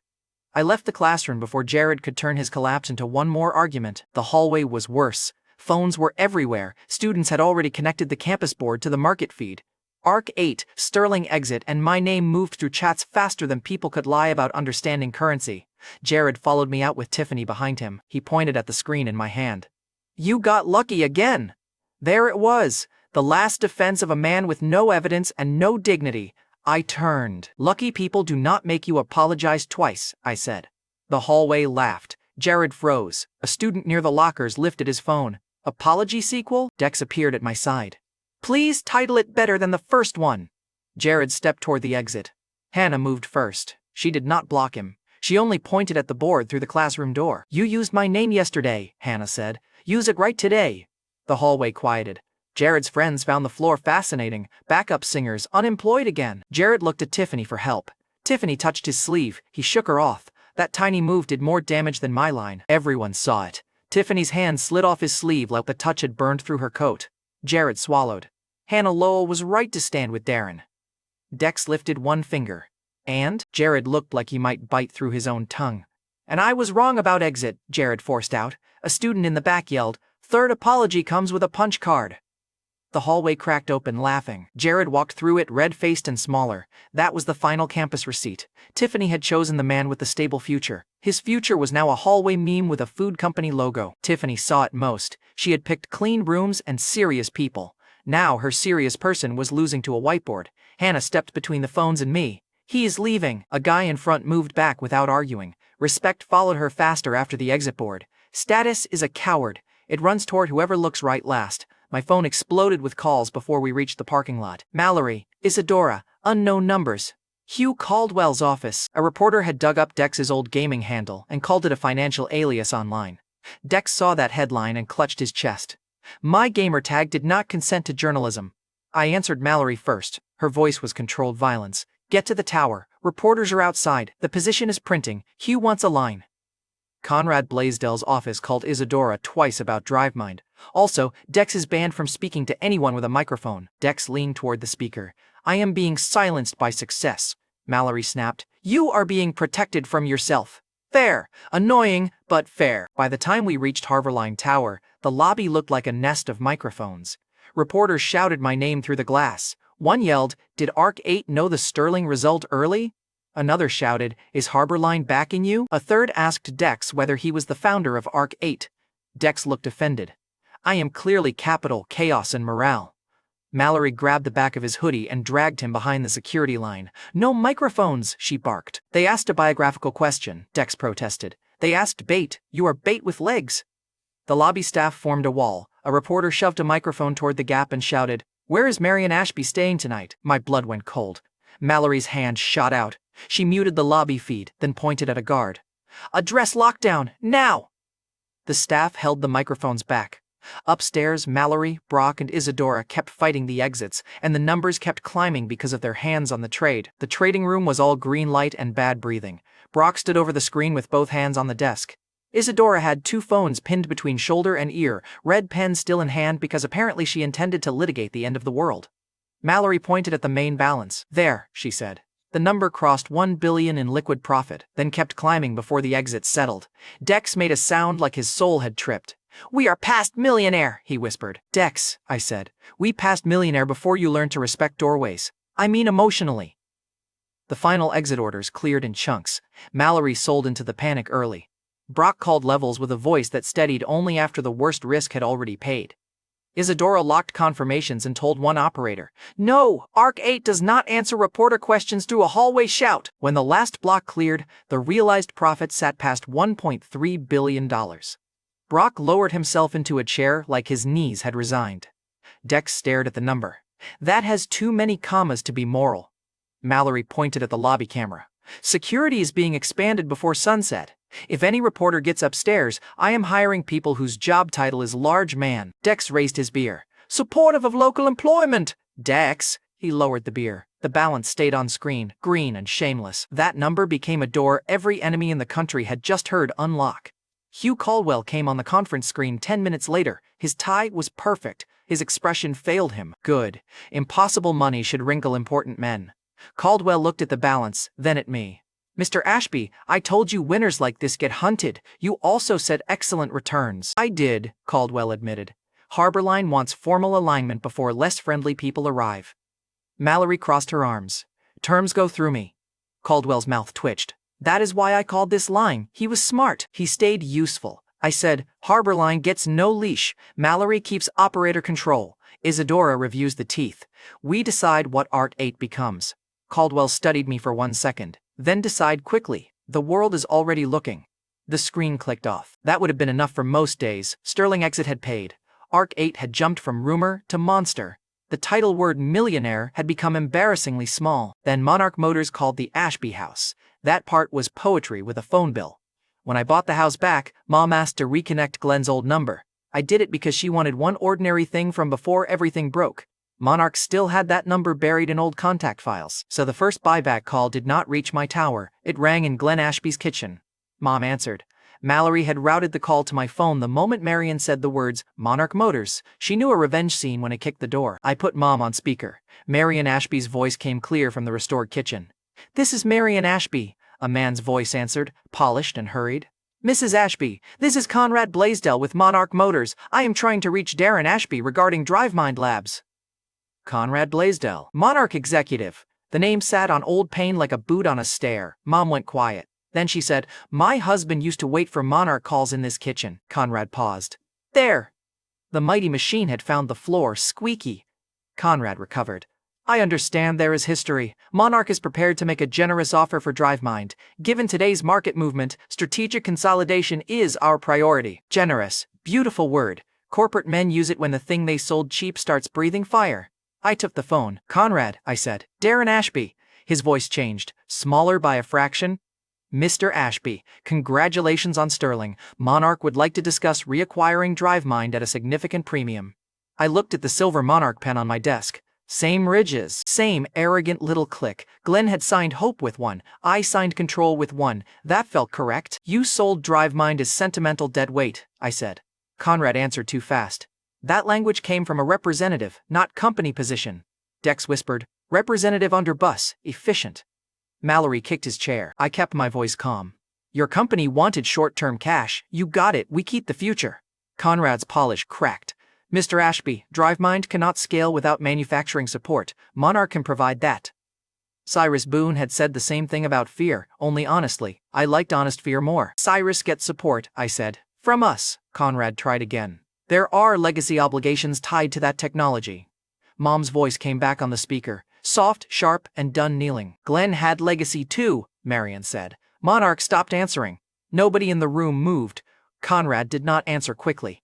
That silence paid 10 years of old mail and unanswered calls. Mom stood in the house they took from us, holding a phone Monarch had once used to make us wait.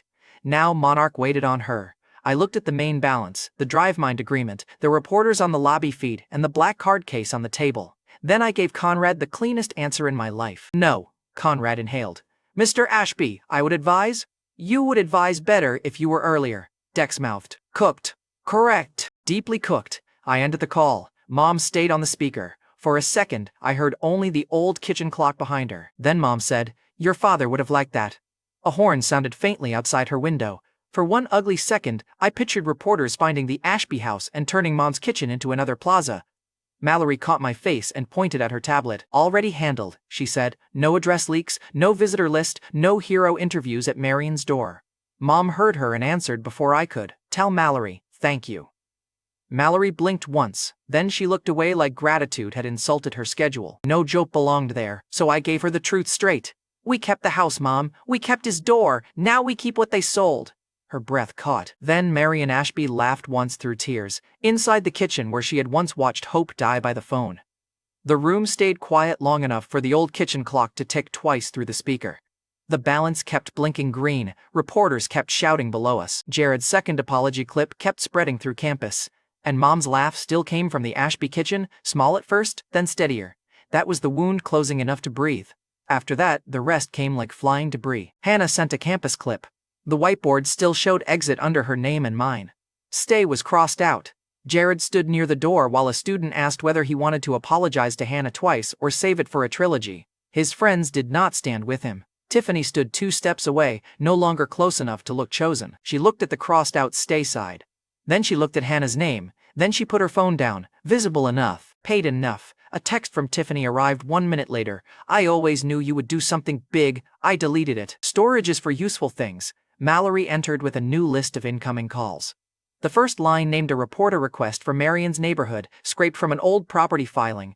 Mallory crossed it out in red and wrote, blocked. Only then came the rest. Funds, founders, people who had laughed at exit 12 hours earlier and now wanted to describe their cowardice as interest. Dex opened his cheap beer at last. Foam spilled over his hand. He looked at the screen, the calls, the lobby cameras, and the balance. So, Dex said, are we rich enough to buy me emotional stability? Mallory answered, no market is that liquid. Brock actually laughed. Isadora closed one folder and opened another. We should prepare a statement. 1 sentence, I said. Mallory's eyes narrowed. Which is? I looked at the lobby feed. Reporters shouted at Glass because Glass was the only thing between them and the person they had called lucky. The first million had saved Dex. The mall money had saved Mom's dignity. DriveMind had taken back the future. Monarch treated like trash. Sterling exit had made every skeptic watch the number climb. I had been betrayed and left broke. By the time Britain finished counting, Millionaire sounded like a beginner coupon. I said, Arc 8 is closed to apologies. Dex raised the beer. Perfect, aggressive, petty, needs a mascot. No mascot, Mallory said. The gold hawk flickered once in the dark glass behind her. It gave no words and no countdown, just gold wings, a silent warning, and another future waiting somewhere past the cameras. I did not chase it yet. For one breath, I did not need the next warning. The people who left me broke were calling too late. The people who laughed at my money were asking how to get near it. And Marion Ashby, in the house poverty stole, no longer had to lower her eyes for anyone.